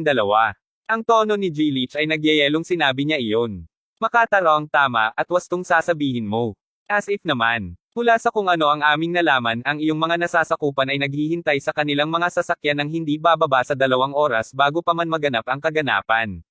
Sinasabi mo ba na napansin nila ang insidente ngayong gabi na maaga pa? Habang ang surveillance system sa hotel ay madali nang wala sa kaayusan ngayon, gumagana pa rin sila sa ibang mga lugar. Hayaan na lang natin sa paghabol, J. Leach. Sigurado akong marami ka pang nalalaman tungkol sa pangyayari ngayon kaysa sa akin, tama ba ako? Tanong ni Gerald. Ito ang kauna-unahang pagkakataong na-frame si Gerald. Nauna nang sinabi sa kanya ng kanyang kapatid na ang paggawa ng negosyo ay kapwa isang pagsubok, at isang pagkakataon para sa kanya na makakuha ng karanasan. Hindi pa naramdaman ni Gerald ang bigat ng kanyang mga sinabi bago ito, ngunit napagtanto niya kung gaano kay Toto ang kanyang pahayag ngayon. Sa kabila ng narinig na mga salita ni Gerald, tumanggi si G-Leech na magsalita at simpleng umiwas ng tingin. Sa kanya, hindi alintana kung gaano kalakas si Gerald, ito ay isang bagay lamang sa katanyagan. Oo naman, si Gerald at ang kanyang kapatid na babae ay sikat, ngunit ang mga Long mula sa Yanken ay magkakaiba. Sila ay isang buong pamilya. Mas gugustuhin ni G-Leech na masaktan ng mag-isa kay G. Crawford kaysa kay G-Long at sa natitirang pamilya niya. Dahil sa nananatiling tahimik ka, sigurado ako ngayon na sinusubukan mong sadyang sirain ako. Mukhang hindi ko na kailangang gampanan ang magandang lalaki. Sabi ni Gerald. Tagumpay. Alam ko kung ano ang sinusubukan mong gawin. Inaasahan kong may mangyayaring ganito kaya't napag-alaman ko na ang aking mga sakop na ilantad ang buong insidente kung hindi ako babalik sa isang oras. Habang nandyan sila, gagawa rin sila ng ulat ng pulisya. Sagot ni G.G. Leech. Oh, ganoon ba? Mr. Leech, nag-iisip ka ng sobra. Tinawagan lang kita upang magtanong sa iyo ng ilang mga katanungan. Wala akong balak na gawin sa iyo. You may leave now, sabi ni Gerald na may mahinang ngiti. Matapos niyang sabihin iyon, pinayagan si G. Leech na umalis. Naguluhan siya, dahan-dahan siyang bumangon upang tumungo sa exit ngunit pagkatapos ay nakita niya si Gerald na inilalabas ang kanyang telepono. Sinimulang maglaro ng video sa kanyang telepono si Gerald. Tatay. Tulong. Sagipin mo ako. Sigaw ng boses ng isang batang babae sa takot sa pamamagitan ng telepono ni Gerald. Nang marinig ni G-Leech ang boses nito, agad siyang sumugod pabalik bago balisa sabihing, ano ang ginagawa mo? Iyon ba ang boses ng aking anak na babae? Manalo ka. Hindi mo kailangang mag-alala tungkol sa kanya. Ang iyong anak na babae ay nasa bayan na ng Nayon. Alam mo, ang departamento ng pelikula at telebisyon ng aming kumpanya ay pumunta doon upang kunan ng video ang tungkol sa edukasyon sa kaligtasan. Normal lamang sa amin na aanyayahan ang iyong anak na babae para sa pagbaril dahil napakaganda niya. Ang kanyang papel ay para sa isang batang babae na inagaw at kung ang kanyang ama ay hindi makamit ang isang kompromiso sa mga kidnappers, papatayin siya. Nakangiting sabi ni Zack bago kinuha ang telepono mula sa kamay ni Gerald at ipinakita ito kay G-Leech. Nang mapanood niya ang video, nalaman niya na totoo ang sinabi ni Zack. Bahagyang lumamon si G-Leech sa sandaling iyon. Ang kanilang implicit na mensahe sa kanya ay malinaw sa araw. Talagang inayos ni G-Long ang buong insidente na mangyayari upang mapanirang puri lamang kay G. Crawford. Alam na alam ni G-Leech na siya ang nagkamali rito. Kahit na ang isang tao ay nais na gumanti sa G-Leech, alam niyang wala siyang masabi. Gayunpaman, ang kanyang anak na babae ay ligtas na ngayon at siya ay nagsasaya kasama ang mga tauhan ni G. Crawford. Binigyan siya ni G. Crawford ng isang malaking paggalang at hindi niya maaaring panatilihin lamang ang kanyang kilos. Ginoo Crawford, nang inangkin nila na iyong tinaguriin ang batang babae noong una, tiyak na hindi ako naniniwala doon. Nadama ko na mayroong ilang uri ng hindi pagkakaunawaan, at alam ko ngayon na ito ay isang kilabot, labis na napakalaking hindi pagkakaunawaan. Sinabi ni G.G. Leech, mapautla ang kanyang mukha. Hindi ikaw ang may kasalanan dito, G. Leech. Gayon din, hindi kami sapat na malazwa upang malayang maitim ang iba tulad ni Eunice. Sabihin sa amin kung paano namin ito dapat lutasin. Maunawaan akong sinasadya mong subukang sirain ako, tiyak na hindi ako magiging payag at masaya tungkol dito. Sabi ni Gerald. Sige, sasabihin ko sa inyong lahat ang totoo ngayon. Sinabi sa amin ni Eunice na baguhin ang mga litrato upang mapanirang pustaka. Ang kanyang layunin ay upang makuha ang Owens upang maging iyong mga kaaway. Ako, para sa isa, ay naniniwala na hindi mo kailanman gagawin ang isang marumi at masamang bagay, G. Crawford. Paliwanag ni G. Leech, ang kanyang buong katawan ay natatakpan ng malamig na pawis. Ngayon na sinabi ni G. Leech sa kanila ang totoo, tumingin si Gerald kay Zack at bahagyang tumango. Pagkatapos ay ipinakita ni Zack kay G. Leech ang isa pang video. Habang pinapanood ang video, nanlaki ang mga mata niya sa hindi makapaniwala. Hindi nagtagal ay galit na galit si G. Leech na namumutla ang kanyang buong mukha. Kabanata 613. Iyon ba ang mga sakop ni G-Long? Ipinakita ang video sa isang bahay sa Nayon at sa loob nito, 5 lalaking naka-black suit ang sabay na itinali at binugbog. Namamaga ang lahat ng kanilang mukha sa oras na tumigil ang mga nasasakupan ni Gerald at nagsimulang magbantay sa mga dumakip. Walang duda tungkol dito. Ang mga nakatali na kalalakihan ay maaaring maging mga sakop lamang ni G-Long. Ginoo Leech, Eunice ay isang napakasamang tao. Dahil natatakot siyang bumalik ka sa iyong mga salita, iniutos niya para sa ilan sa kanyang mga nasasakupang makuha ang iyong anak ngayong hapon. Maswerte ka na nauna ang mga kalalakihan natin doon.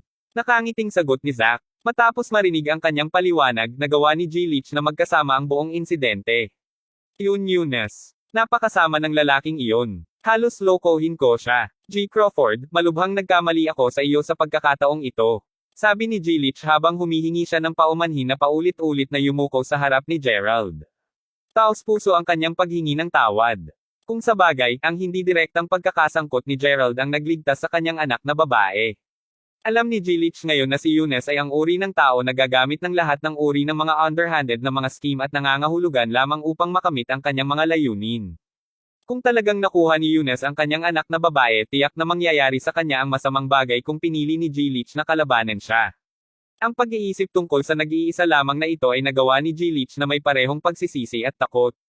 Kasabay nito, siya rin ay nakonsensya at nagpapasalamat kay G. Crawford. Pagkaraan ng ilang sandali, ibinaba niya ang kanyang tinig bago sinabi, Mr. Crawford, mayroon akong isang recording dito sa akin na sigurado akong magiging interesado ka. Narinig iyon, sina Gerald at Zack ay walang imak na napatingin sa isa't isa. Tumango si Gerald sa kaumusbong ang isang record ni Jillich. Tila hindi na kailangang mag-alala ni Gerald tungkol sa isyu ng balita. Si Jillich mismo ay tila alam kung ano ang kailangan niyang gawin upang mahawakan ang natitirang gulo. Ang natitira lamang na gawin ay para makitungo ng maayos ni Gerald kay Eunice. Sa sandaling iyon, biglang nagring ang telepono ni Gerald. Nagulat siya, ito ay isang tawag mula kay Tammy. Habang iniisip niya ito, napagtanto niya na hindi pa niya ito nakilala kahit na siya ang matalik na kaibigan ni Gia. Nahulaan niya na dapat siyang tumatawag dahil sa nangyari ngayon sa pagitan nila ni Gia. Tiyak na hindi naintindihan ni Gia ang sitwasyon. Pagkakuha niya agad ng telepono, marinig niya kaagad ang hindi nasisiyahan na tinig ni Tammy na nagsasabing, ano ang kahulugan nito, Gerald? Ano ang ginawa mo kay Gia? Walang humpay siyang umiiyak mula nang umuwi siya ngayon lang. Ngayon ay dapat maging isang labis na kagalakan na araw para sa kanya mula nang makuha niya ang unang pwesto para sa semestre na ito. Kahit na siya ay may karapatan sa pinaka natitirang mag-aaral ng rekomendasyon na may pasok sa universidad. Una naming binalak na mag-host ng isang pagdiriwang para sa kanya. Paano naging ganito ang mga bagay? Nagkaroon ng ilang hindi pagkakaunawaan at wala akong maipaliwanag sa kanya ng anupaman sa oras. Sagot ni Gerald. Sa una, medyo nagmamalasakit si Gerald tungkol sa kung paano siya tingnan ni Gio mula nang siya ay kaibigan niya. Bago pa man tumawag si Tammy, naisip na niya ang tungkol sa pagbibigay sa kanya ng isang karapat-dapat na paliwanag. Sa kasalukuyang pagbago ng mga kaganapan, hindi na magiging mahirap para sa kanya na gawin ito. Gayunpaman, hindi nagawang i-shake ni Gerald ang katotohanang nagbabahagi ng pagkain si Gia sa kanyang kalaban. Habang iniisip niya ito, lalo siyang nagalit sa kanya. Tinatrato siya bilang kaibigan, ngunit sa huli ay kasama niya si Eunice. Ano pa ang dapat kong ipaliwanag? Napaisip si Gerald sa sarili. Hindi pagkakaunawaan. Ano ang hindi pagkakaunawaan? Tinanong ko na siya ngunit ayaw niyang sabihin sa akin ang anuman. Nagiging malabo ka rin kaya kung talagang hindi pagkakaintindihan, mabilis na lumapit at ipaliwanag sa kanya ang buong kwento. Nasa bahay kami ni Gia ngayon. Alam na alam ni Tammy ang ugnayan ni Gerald, Mila, at Gia. Gayunpaman, ang naging sanhi ng pagkakaroon ng labis na sakit na si Gia ay si Gerald pa rin. Bilang matalik na kaibigan ni Gia, hindi makita ni Tammy na makita ang paghihirap niya ng ganoon. Iyon ang dahilan kung bakit siya kumalas upang bigyan ng tawag si Gerald sa una. Tumanggi akong pumunta, sabi ni Gerald sa isang marahang boses. Hindi na kailangan para sa akin na mas makulong sa gulo na ito. Tumayo na ako laban sa Longs alang-alang kay Sabia. Ngayon ay mayroon na si Gia. Hindi mapalagay si Gerald na nasa gitna ng isyong ito, karamihan ay dahil sa kasangkot si Gia sa equation, ano ang ibig mong sabihin na hindi ka pupunta? Tingnan, alam kong mayroon kang Mila, ngunit mangyaring. Kahit na hindi mo nais na ipagpatuloy ang pagiging kaibigan niya, kailangan mong ipaliwanag ng maayos sa kanya ang sitwasyon. Kung sa bagay, lahat ng ito ay nagsimula dahil sa hindi pagkakaintindihan, hindi ba? Umibig na siya sa'yo noon dahil sa palarang binigyan mo siya ng jade bracelet. Alam ko ngayon na ikaw si G. Crawford at ikaw ay kamangha-mangha at lahat, ngunit hindi mo ba naiisip na medyo walang kabuluhan para sa iyo na maglaro lamang sa puso ng isang batang babae tulad nito? Sumagot Tammy, ang kanyang boses nag-aalala. Hindi ako naglaro ng puso ng sinuman. Sabi ni Gerald. Gayunpaman, ang sinabi ni Tammy ay sapat na upang muling isaalang-alang si Gerald. Totoo na ang kanyang buong relasyon kay Gia ay nagsimula dahil lamang sa ilang hindi pagkakaunawaan. Walang sinadya ang nagawa niya sa oras na iyon. Kabanata 614. Bamantong hininga si Gerald sa sarili. Pupunta lang ako at ipapaliwanag ko sa kanya. Ibubunyag ko sa kanya kung anong uri talaga ng tao si Eunice. Mabuti, magtungo ako ngayon. Sabi ni Gerald. Alas 6 na ng gabi ngayon at sa pagkakataong ito, hindi nag-iisa si Gerald. Sinundan siya ng duo ng Drake at Tyson hanggang sa bahay ni Gia. Pagdating nila sa front gate, naghintay ang duo sa labas nang pumasok si Gerald. Doon, Gia. Mangyaring huwag kang malungkot. Kahit na hindi ako sigurado kung ano ang nangyari sa pagitan ninyong dalawa, ngayon pa rin sa araw na natanggap mo ang pamagat ng pinaka-natitirang mag-aaral ng rekomendasyon na may pasok sa universidad. Tuldok. Ito ay isang araw para sa pagdiriwang, hindi ba? Kinumbinsi si Tammy. At saka, baka balang araw ay mapagtanto ni Gerald kung gaano kakagaling. Pasimpleng ngini siya ni Gia nang marinig iyon. Huwag mo nang subukang akitin ako, Tammy. Ang bagay na nangyari sa pagitan namin ni Gerald ay hindi kasing simple. Sa totoo lang, kalimutan mo ito.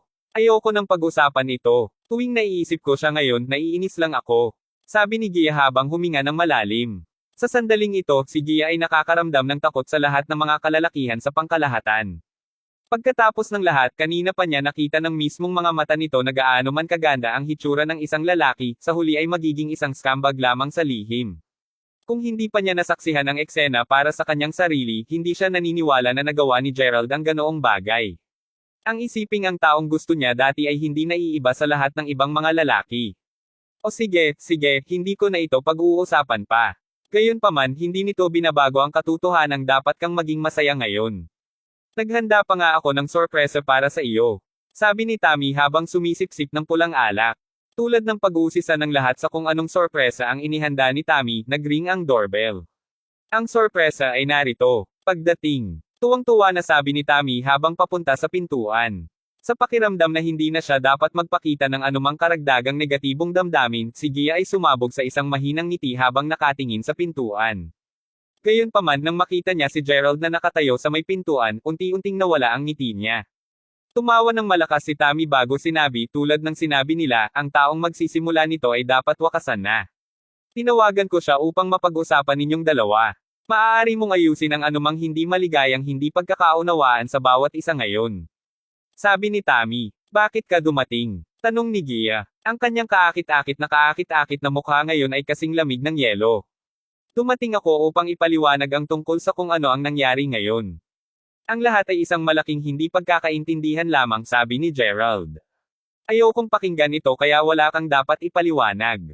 Kung wala nang iba pa, G. Crawford, pagkatapos ay mangyaring umalis. Nasasaktan ang aking mga mata nang makita ang isang kasuklam-suklam na taong nakatayo sa harapan ko. Sumagot Gia, ang kanyang mga salita nagyayelong malamig. Huminga ng malalim si Gerald bago sabihin, tingnan mo, nais ko lang ayusin ang mga hindi pagkakaunawaan. Sa palagay ko hindi talaga kailangan iyon, G. Crawford. Hindi isang malaking pakikitungo kung ipaliwanag mo ito sa akin o hindi pa rin. Gayon din, oras na ng gabi. Hindi wasto sa iyo na narito dahil may mga batang babae lamang dito.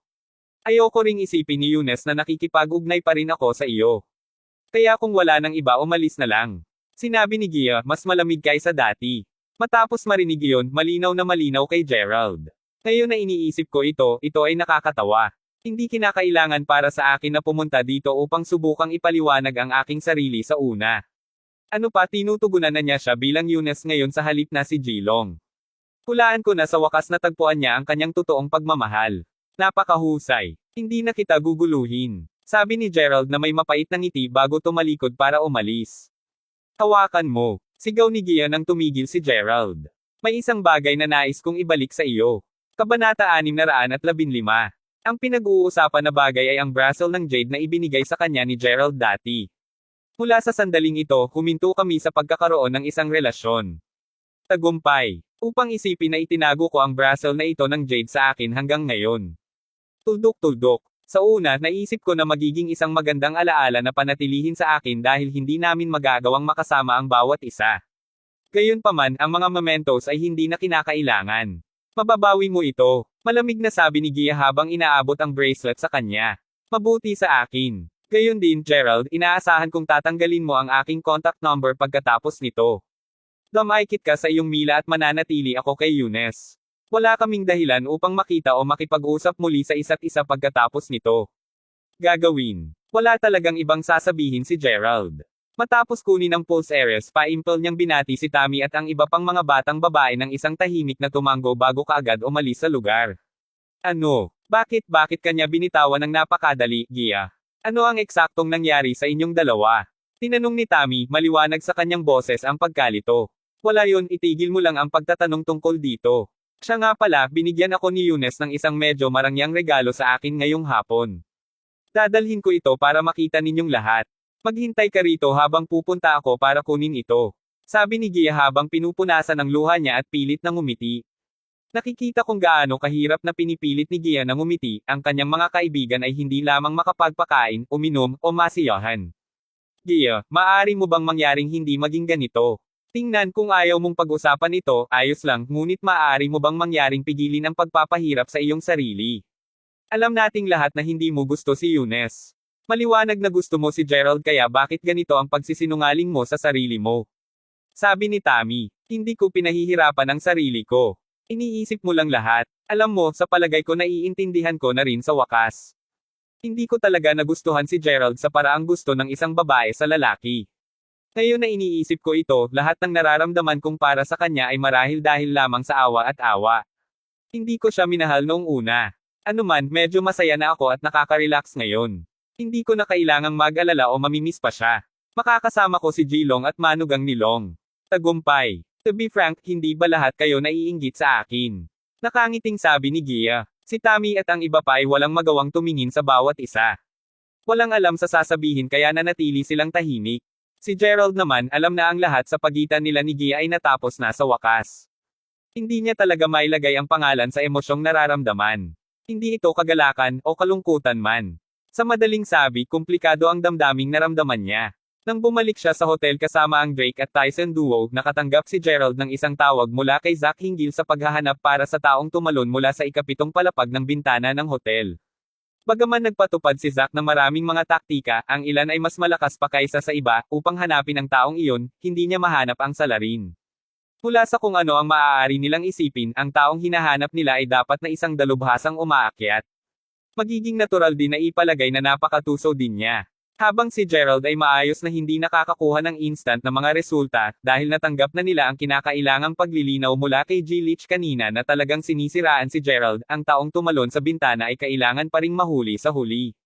Napansin na sinisisi ni Zack ang kanyang sarili, simpleng pinayuhan siya ni Gerald na huwag maging masyadong balisa. Payapa ang gabi para kay Gerald at maaga siyang natulog. Gayunpaman, mas maraming magulong bagay ang nangyayari sa gitna ng kapayapaan. Bilang isang hindi kilalang tao na nakaupo sa tabi ng isang ilog, masinop niyang sinabi, "Ginawa ko ang gusto mo, Long. Ngunit hindi ko pa nakikita ang perang ipinangako sa akin. Manalo ka, magtiyaga ka, ang iyong pangunahing layunin ay pa rin upang makahanap ng tamang lugar upang magtago. Huwag mag-alala, ang bayad ay hindi pupunta kahit saan." Hini siya ng isang malamig na boses sa kabilang dulo ng linya. Kabanata 616. Ang bagay ay hindi ko madali ang pakiramdam tungkol dito, Jilong. Inaasahan kong nalalaman mo na dahil sa iyo, napunta ako hindi lamang sa pagkakasala kay G. Crawford, kundi pati na rin sa pamilya ng Owens. Alam mo, hinahanap ako ng mga tauhan ni G. Crawford sa buong Mayberry City kahapon. Kung talagang nagpa siya si Miss Rosalie na alamin ang kaso sa hinaharap, tiyak na tapos ako para. Ang nagsasalita, pagkatapos ay nagdagdag, tinalikuran ko na ang lahat upang matulungan lamang kita sa oras na ito, kaya tinidor sa lalong madaling panahon ang mas maaga na umalis ako sa lugar na ito na pinabayaan, mas mabuti. Ito ay hindi isang kahabaan upang sabihin na ang pamilya Owens ay kalaunan malalaman kung sino talaga ang nagpatong ng kanilang mga kamay kay Miss Rosalie. Kung mangyari iyan, tiyak na magaganap ang kaguluhan. Kung sa bagay, ang Long at ang Owens ay nagkaroon ng maraming pakikitungo sa negosyo. Deem it, Harry. Binabantaan mo ba ako? Sagot ni Eunice habang humihilik siya ng malamig. Si Eunice talaga ang nag-set up ng parehong Rosalie at Gerald pabalik sa hotel. Bahagi ito ng kanyang plano na tipunin ang may kakayahang mga kakampi upang tuluyang maibagsak si Gerald. Pagkatapos ng lahat, ang Owens at ang Longs humawak ng halos pantay na halaga ng lakas. Sa pagsasama ng dalawang dakilang puwersa, tiyak na kayang talunin ni Eunice si Gerald. Kung ang lahat ay napunta ayon sa plano, hindi lamang niya maisave ang dalaga sa pagkabalisa, ngunit tutulungan din niya ang Long pamilya na mabawi ang kanilang kapangyarihan at mga industriya sa Mayberry City. Ang Longs ay sa wakas ay makakakuha ng kanilang pagkakataon na makapaghiganti matapos na itaboy sila ni Jessica mula sa komersyal na industriya ng Mayberry City noong nakaraan. Kapag nangyari iyon, magiging daan ito para manahin ni Eunice ang mas malaking bahagi ng sunod-sunod ng kanyang pamilya sa hinaharap. Naturally, alam din ni Harry ang galit sa pagitan ng Crawfords at the Longs. Alam niya kung paano madaling tipunin ni Eunice ang maraming mga taga-suporta at taga-tulong sa Mayberry City sa loob ng isang maikling panahon. Ang Long pamilya pagkatapos ng lahat ay naging bahagi ng lungsod ng Mayberry sa nakaraan, at ang mga koneksyon at ugnayan na itinayo nila noon ay nakatayo pa rin hanggang ngayon. Tignan, hindi ko naman talaga gusto ang pagbabanta sa iyo, ngunit wala naman talaga akong pagpipilian dito. Kung hindi ko makuha ang pera sa lalong madaling panahon, baka hindi ako mabuhay ng sapat upang makuha ito. Para malaman mo lang, hindi pa nakabalik ang kapatid ni Gerald. Ano sa palagay mo ang mangyayari sa akin kapag siya ay bumalik at nalaman na nakipagsabuatan ako sa iyo upang ma-frame ang kanyang kapatid? Nakalimutan mo na ba ang ginawa niya sa Long pamilya noon? Kailangan mo ba ako upang may refresh ka sa totoong nangyari? Sabi ni Harry. O sige, nasaan ka? Magpadala ako ng isang tao upang ibigay sa iyo ang pera ngayon. Siguraduhin pigilan mo ang bibig mo at umalis ka agad kapag natanggap mo ang pera. Malamig na sagot ni Eunice. Matapos marinig iyon, ibinahagi agad ni Harry ang kanyang lokasyon kay Eunice. Hindi nagtagal bago lumitaw ang dalawang kotseng Maybach kay Harry. Lumabas ang isang matandang lalaki kasunod ang ilang mga tanod na bihis na itim ang suot. Sa sandaling ang lahat sa kanila ay nakatayo sa harap ni Harry, nagsimula siyang mag-chuckle bago sabihin, ngayon ganito dapat. Ang pagse-set up ng iba upang masisi ang aking hangarin. Lahat kayo ay tiyak na may tamang pagpipilian sa pagkuha sa akin. Tinitiyak ko sa iyo na hindi sila makakakuha ng isang hibla ng katibayan. Haha, anuman, hayaan mo muna akong magbilang ng pera. Pagkatapos ay kinuha ni Harry ang pera at nagsimulang magbilang, isang ngiti sa kanyang mukha. Tiyak na isang matalinong desisyon na kunin ka. Tiyak na sanay ka, bibigyan ka namin yan. Gayunpaman, medyo napag-uusapan mo. Dahil kapwa ang mga Crawfords at ang Owens ay kasangkot sa bagay na ito, ang aking batang Panginoon ay nag-aalala ng bahagya na hindi mo mapapanatili ang iyong bibig sa pangmatagalon. Hini siya ng matandang lalaki na kamukhang kamukha ng isang tagapangasiwa. Huwag kang mag-alala. Nakatatak ang labi ko. Sagot ni Harry habang nagpatuloy sa ngiti. Sa sandaling iyon tumingin ang matanda sa kanyang mga nasasakupan. Kabilang sa mga ito ay ang mahabang buhok na Scorpion. Nakikita ang kanilang pahiwatig, lahat sila ay agad na sinuntok si Harry, na pinapailalim siya sa ilang segundo. Ang fuck! Sinusubukan ba ninyong talagang patahimikan ako para sa mabuti? Damn lahat! Hahaha! Paumanhin, Harry! Sa maliwanag na bahagi, ang iyong sakripisyo dito ngayon ay matiyak na ang Owens at ang Longs ay gagana ng sama-sama lamang. Sa wakas ay magagawa nating alisin ang pamilyang Crawford. Gayon din, habang kami ay nasa ito, hindi mo dapat kailanman banta si Geelong sa una. Tapusin mo na siya. Nang matapos ang kanyang pangungusap, ang Scorpion na ang kamay ay nakabenda nagsimulang sakalin si Harry. Fuck kayong lahat. Sa kanyang pagtatangka upang makatakas sa buo ng kanyang buhay, nagawang palayain ni Harry ang Scorpion. Sa kanyang leeg na sandaling napalaya mula sa pagkakahawak ni Scorpion pagkatapos ay agad na sumisid sa ilog si Harry, na sinigurado ang kanyang pansamantalang pagtakas. Damn lahat. Paano kayong lahat maging walang ingat? Hindi talaga mapagkakatiwalaan ang taong yun. Kung hindi natin siya makamit ngayon, maaaring hindi na tayo magkaroon ng isa pang pagkakataon na katulad nito. Sigaw ng Katie wala sa kanyang mga nasasakupan. Tungkol kay Harry, nanatili siya sa tubig ng mahabang panahon bago tuluyang gumapang sa pampang. Sa sandaling natitiyak niya na ang baybayin ay malinaw, sinimulan niya ang pagmumura ng matindi. Iyon ang Eunice Long. Ano ba siyang bastard? To think halos namatay ako dahil sa kanya ngayon. Mabuti naman. Dahil hindi ako makakagawa ng pera mula sa iyo, kung gayon hindi na kailangan ng anumang karagdagang pag-aalanggen. Naglakas loob ka bang ipatong ang iyong mga kamay sa akin? Ilalagay ko na ang akin sa babae mo. Maghintay ka. Kabanata 617. Habang nangyayari ang lahat ng ito, ang mga kaibigan ni Gia ay kasama pa rin niya sa bilya ng pamilya Quarrington. Ang mga batang babae ay magkasabay na nag-iinuman at kumakanta, tila masaya. Sa totoo lang, pinipilit nilang lahat na pasayahin si Gia upang makalimutan niya ang lahat ng kanyang kalungkutan tungkol kay Gerald. Dahil ang mga magulang ni Gia ay nauna nang umalis para kay Yanken, napagkasunduan ni Tammy at ng iba pang mga batang babae na manatili sa gabi upang makasama siya. Sabihin mo Tammy, kailangan kong gumamit ng banyo. Sasamahan mo ba ako? Tanong ni Gia. Sigurado. Pareho silang nagtungo sa banyo ng magkasama. Gayunpaman hindi masyadong nagtagal may maririnig na sigaw na nagmumula sa itaas. Nagulat agad na sumugod ang lahat patungo sa pinanggalingan ng hiyawan. Gayunpaman sa sandaling nakarating sila sa banyo wala sina Tammy at Gia sa kung saan. Tammy, Gia, tigilan mo na ang magulo sa amin. Asan kayong dalawa? Ang mga batang babae ay nagsimulang sumigaw habang hinahanap nila ang paligid ng villa. Matapos lumipas ang kaunting oras napagpasyahan nila na ang pagkawala nila ay walang kalokohan. Talagang nawala sila ng walang bakas. Sa puntong iyon karamihan sa kanila ay labis na nag-aalala na sila ay nasa bingit na ng luha. Ano ang dapat nating gawin ngayon? Ano pa ang magagawa natin? Kailangan nating tumawag sa isang tao. Pagbalik sa Gia at Tammy, nagising sila sandali pagkatapos sa tila isang inabandonang bahay sa gitna ng wala kahit saan. Ang naalala lamang nila ay isang anino na figure ang lumitaw sa harap nila nang papasok na sila sa banyo. Ang huling bagay na naalala nila bago pumanaw ay nakaramdam ng matalim na sakit sa kanilang likuran. Bitawan mo tayo. Sino ka? Takot na sigaw ni Gia. Bitawan natin ito kaagad. Binalaan ka namin, mahusay na nakakonekta si Gia sa maraming mayaman at maimpluwensyang mga tao. Kung tatanggihan mo pa rin kaming pakawalan tiyak na tapos ka. Dagdag ni Tammy, medyo nanginginig ang boses nito. Hahaha, ay hindi, takot na takot ako. Mangyaring alam ko kung sino ka, Miss Gia. Alam kong alam na ikaw ang kasintahan ni Jilong. Upang sabihin sa iyo ang totoo, iyon ang pangunahing dahilan kung bakit ka inagaw sa una. Didiretso ako sa paghabol, Miss Gia. Kailangan kong pilitin mo ang bastard Younes na tinidor ang perang inutang niya sa akin. Sa sandaling makuha ko ang aking pera, aalis ako kaagad nang hindi man lang hinawakan ang isang hibla ng buhok sa iyong ulo, Miss Gia. Siyempre, ang pinag-uusap ang kidnapper ay walang iba kundi si Harry. Pagkatapos ng lahat siya ang uri ng tao na namuhay para sa pera at gagawa siya ng anumang bagay upang higit na mapagtanto ang kanyang mga kamay. Kahit ngayon nagbabanta lang siya at pinupahiren si Younes upang makuha ang cash na ipinangako sa kanya. Hindi niya talaga sinubukang sirain ang kanilang relasyon. Iyon ang dahilan kung bakit hindi pa niya nagsiwalat ang katotohanan tungkol sa pag-set up para sa parehong Gerald at Rosalie na pinagsama kasama ni Younes.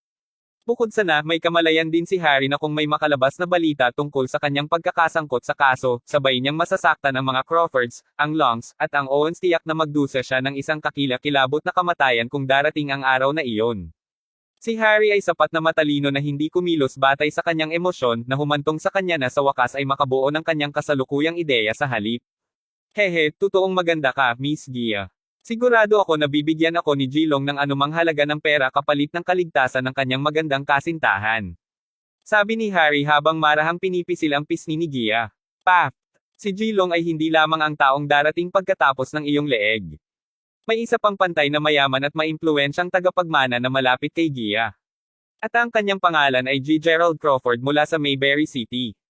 Bulalas ni Tammy. Ano, Gerald? Sagot ni Harry, isang nakatulalang ekspresyon ng mukha niya. Kung hindi dahil kay Gerald, hindi siya mababawas sa kanyang kasalukuyang estado kung saan kailangan niyang laging magtago sa ilang. Alam na alam ni Harry na ang pamilyang Crawford ay hindi dapat maliitin sa anumang sitwasyon. Itigil mo na, Tammy. Sinabi ko na sa iyo, wala na akong magagawa sa taong iyon. Hindi na kami konektado sa anumang paraan. Bakit sa mundo posible niya akong tulungan ngayon? Sabi ni Gia habang nakatingin kay Tammy.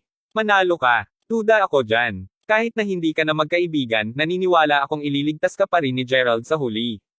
Kabanata 618. Mukhang tiwala si Tammy sa kanyang mga sinabi. Hindi ko nais na makita ang scumbag na iyon muli. Sagot ni Gia. Hoy, tapos na ba kayong magsalita? Kung hindi mo namamalayan, hostage ka. Nagpapanggap ka ba na wala ako ngayon? Galit na sabi ni Harry. Narinig iyon, takot na takot si Tammy kaya agad siyang tumahimik. Kinusat ang tulay ng kanyang ilong pagkatapos ay kinuha ni Harry sa kanya ang cellphone ni Gia.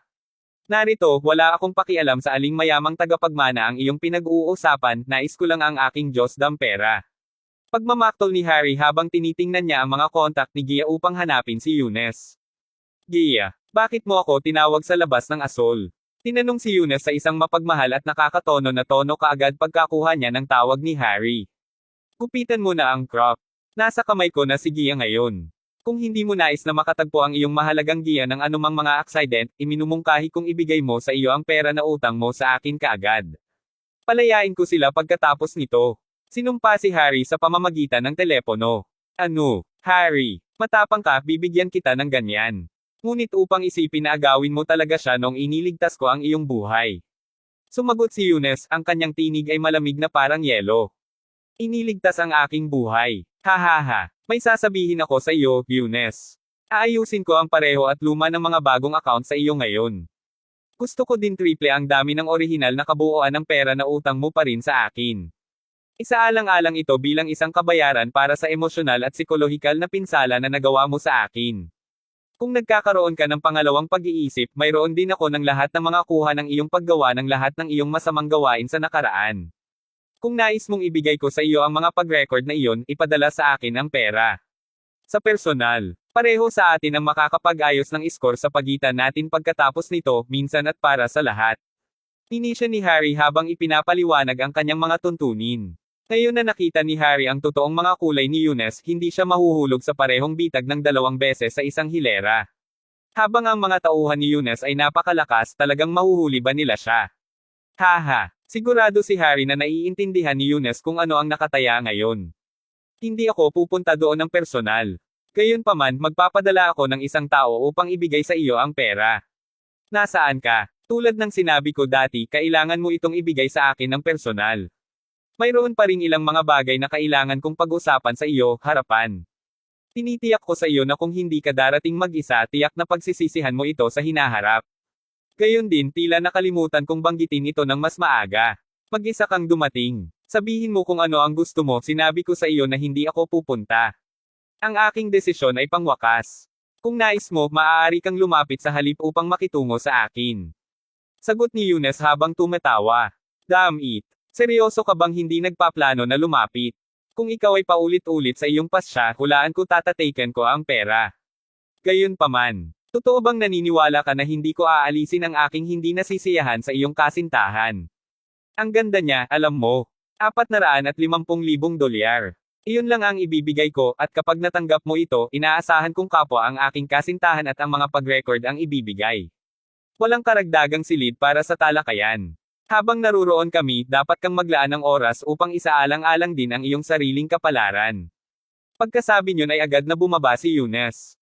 Kamusta? Kamusta? Damn it. Ang brute naman. Wala man lang siyang pakialam sa sarili niyang babae. Sigaw ni Harry, namula ang mukha niya sa galit. Si Gia mismo ang nakarinig ng buong usapan. Bagaman hindi niya kailanman nagustuhan si Eunice, una pa rin ay nakaramdam siya ng ginaw sa kanyang puso pagkatapos makinig sa tawag nila. Sure sapat hindi alintana kung gaano kahusay ang isang scumbag na nagpapanggap, magiging scumbag pa rin sila sa huli. Karaniwan ito sa mga sandali ng krisis kung saan ang kanilang totoong mga likas na katangian ay malantad sa wakas. Hahaha, sasabihin ko lamang sa iyo ngayon na hindi kami naging mabuti sa pagsasama ni Eunice. Kung nagpaplano ka pa rin gamitin ako bilang isang hostage upang bantayin siya, managinip ka. Sabi ni Gia habang nakangiti siya ng mapangiti. Ano pa bang magagawa ko? Hindi ko maiwanan na walang dala. Sabay-sabay kong nasaktan ang 3 mayayaman at maimpluwensyang pamilya. Hindi babawasan ito ng 450,000 dolyar. Sagot ni Harry habang balisan itong kinamot ang likod ng kanyang ulo. Bigla siyang nagsimula ng tapikin ang mga hita. Parang dumating siya ng biglang napagtanto. Fuck, muntik ko nang makalimutan. Kung nabigo ang lahat, dapat ko lang subukang makagawa ng isang kayamanan kay G. Crawford.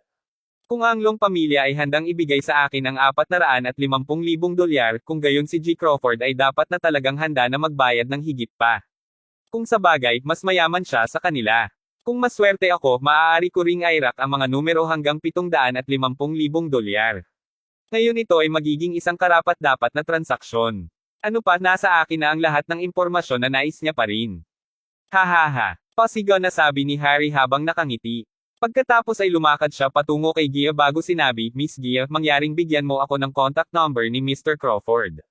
Ayaw kong biguan ka, ngunit wala na akong kinalaman sa lalaking iyon. Sa madaling salita, wala akong number sa akin. Gayon din, hindi ba sa palagay mo medyo nakakatawa ang paggamit sa akin bilang isang hostage upang bantayin siya? Malamig na kinutya ni Gia. Haha, at ano ang katawa-tawa tungkol doon? Kaya kahit na hindi siya dumating para sa iyo, tiyak na gugustuhin niya ang mahahalagang impormasyon na nasa kamay ko. Pagkatapos ng lahat, malamang na nakikipaglaban pa rin siya upang malinis ang kanyang pangalan pagkatapos ni Jilong at itinakda ko siya para sa tangkang kaso na sinasangkot si Rosalie noon. Tiyak na pupunta siya sa pagkabalisa na hanapin ako kapag napagtanto niya na nasa akin ang lahat ng impormasyong kailangan niya. Dahil balak na umalis si Harry sa bansa kapag nagtagumpay siya sa kanyang mga plano, hindi na siya nag-alala tungkol sa pagtatago ng anumang mga lihim. Sa puntong ito, ang pagkagalit sa iba ay ang pinakamaliit sa kanyang mga alalahanin. Pagkarinig ni Gia nito, tinaas niya kaagad ang kanyang ulo bago sinabi, anong sinabi mo? Kabanata 619. Sa gayon, sa palagay ko walang pinsala sa pagsasabi sa iyo ng totoo sa puntong ito. Kung sa bagay, mas mabuti para sa iyo na malaman kung anong klaseng tao talaga si Jilong dahil pinapangasawa mo siya sa lalong madaling panahon. Gayunpaman, sasabihin ko, si G. Crawford talaga ay masyadong pabaya. Bahagya siyang may mga gwardya na naghahatid sa kanya saan man siya magpunta. May kamalayan si Jilong dito kaya't isang araw lumapit siya sa akin, sinasabing mayroon siyang dapat talakayin. Sa oras na natapos ang kwento ni Harry, ang puso ni Gia ay mabilis na tumibok. Kaya inosente siya kung tutuusin. Ginawa mo ito, bakit mo siya kailangang iset up? Sigaw ni Gia, dugo ang mga mata. Nararanasan niya ang isang malaking pag-agos ng emosyon sa kanyang puso. Paano siya naging napakatanga? Kanina pa niya nakilala si Gerald. Paano siya magiging isang uri ng taong naging frame sa kanya ni Eunice? Sinubukan pa ring ipagtanggol ni Gerald ang kanyang sarili, sinasabing hindi siya ang gumawa ng kilos na iyon. Dapat ay sinubukan lamang niyang patunayan ang kanyang pagiging inosente sa kanya sapagkat isinasaalang-alang niya itong isang mabuting kaibigan. Ano pa partikular din niyang napunta upang hanapin siya, ngunit ano ang ginawa niya? Hindi man niya binigyan ng pagkakataon na ipaliwanag ang sarili. Ano pa tinawag pa nga siyang nakakainis na kalokohan. Dapat ay naramdaman niya ang labis na pagkabigo noon. Siya lamang ang kanyang kaibigan ngunit tumanggi siyang maniwala sa kanya.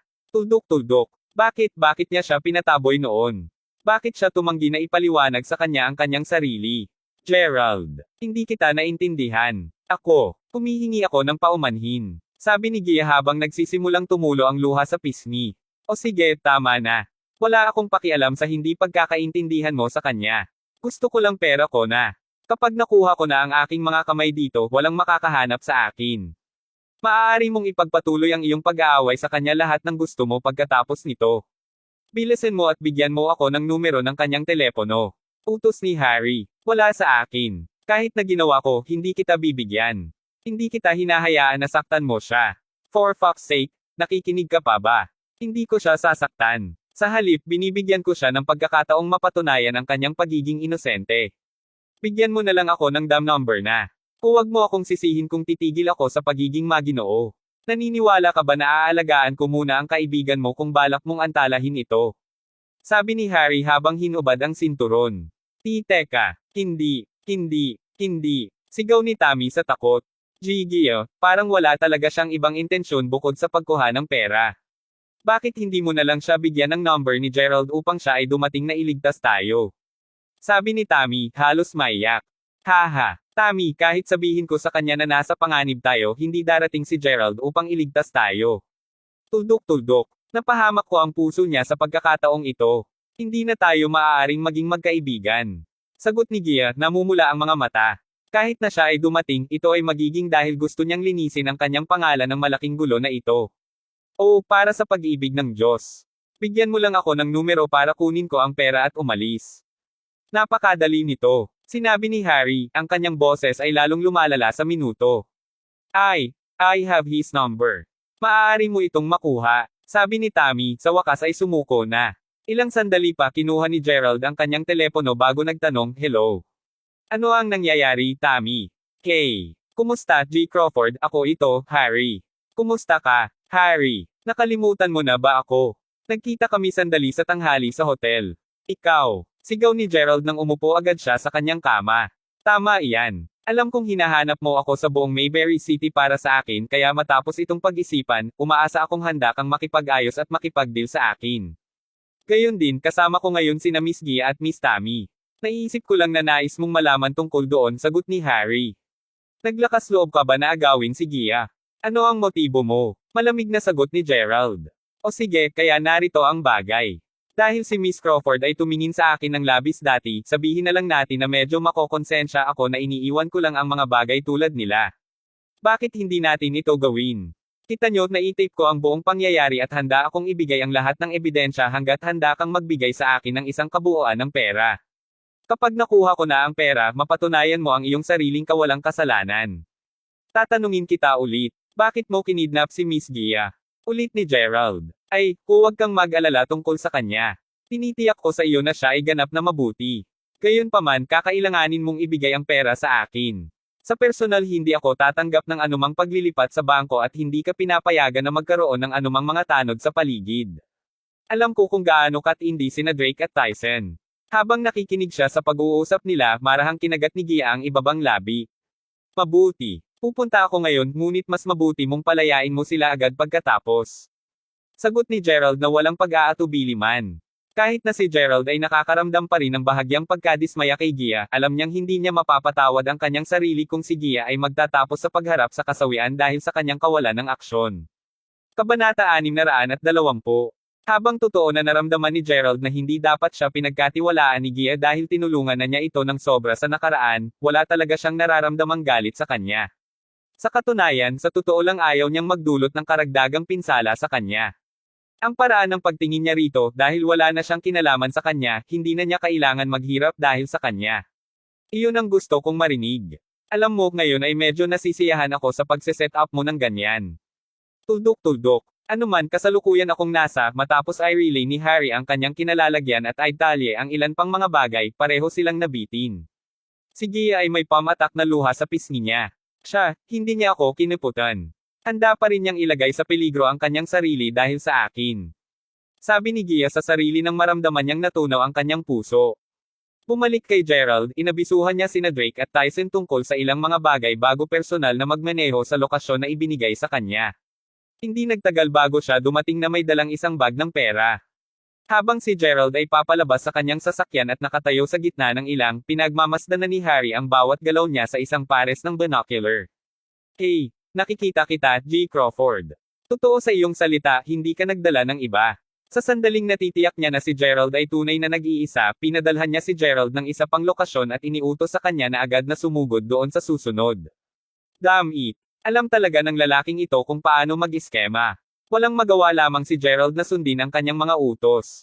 Maya-maya, tuluyan na siyang humarap kay Harry. Si Harry mismo ang may malaswang ekspresyon sa kanyang mukha. Ang kasiyahan na makilala ka, G. Crawford. Sabi ni Harry habang yumuko siya ng bahagya sa harapan ni Gerald. Kupitan ang crop. Pakawalan agad sila. Gayon din, nasaan ang recording na ipinangako mo? Tanong ni Gerald habang itinapon ang bag ng pera kay Harry. Relax, narito ang lahat. Tiyak na mapapatunayan mo ang iyong pagiging inosente dito. Sagot ni Harry habang nakangiti. Matapos marinig iyon, lumakad si Gerald kina Gia at Tammy upang paluwagin ang mga lubid na ginamit ni Harry upang itali sila. Tinulungan din niya silang tanggalin ang tape na tumatakip sa kanilang mga bibig. Nauna nang inilakip sila ni Harry sa duo sa takot na ang dalawang batang babae ay magsisimulang sumisigaw sa anumang sandali. Gerald! Sigaw ni Gia sa sandaling napalaya siya sa kanyang pagpipigil. Dumaikit siya sa kanya at nagsimulang humikbi kaagad habang sinasabi, humihingi ako ng paumanhin. Sobrang ako, so sorry. Maniwala sana ako sa'yo. Nagkunwari pa nga ako na in love ako kay Eunice para lang magalit ka. Patawarin mo ako, ang dalawang braso ni Gerald ay nakataas mula sa siko. Pansamantalang hindi siya sigurado kung ano ang magiging reaksyon sa mga kilos ni Gia. Gayunpaman, mas alam niya na huwag ibalik ang yakap nito. Maya-maya, marahang tinulak siya ni Gerald na may banayad ng ngiti sa mukha bago sinabi, hanggat ligtas kayong dalawa, ayos lang. Sa ngayon, umalis na tayo sa lugar na ito.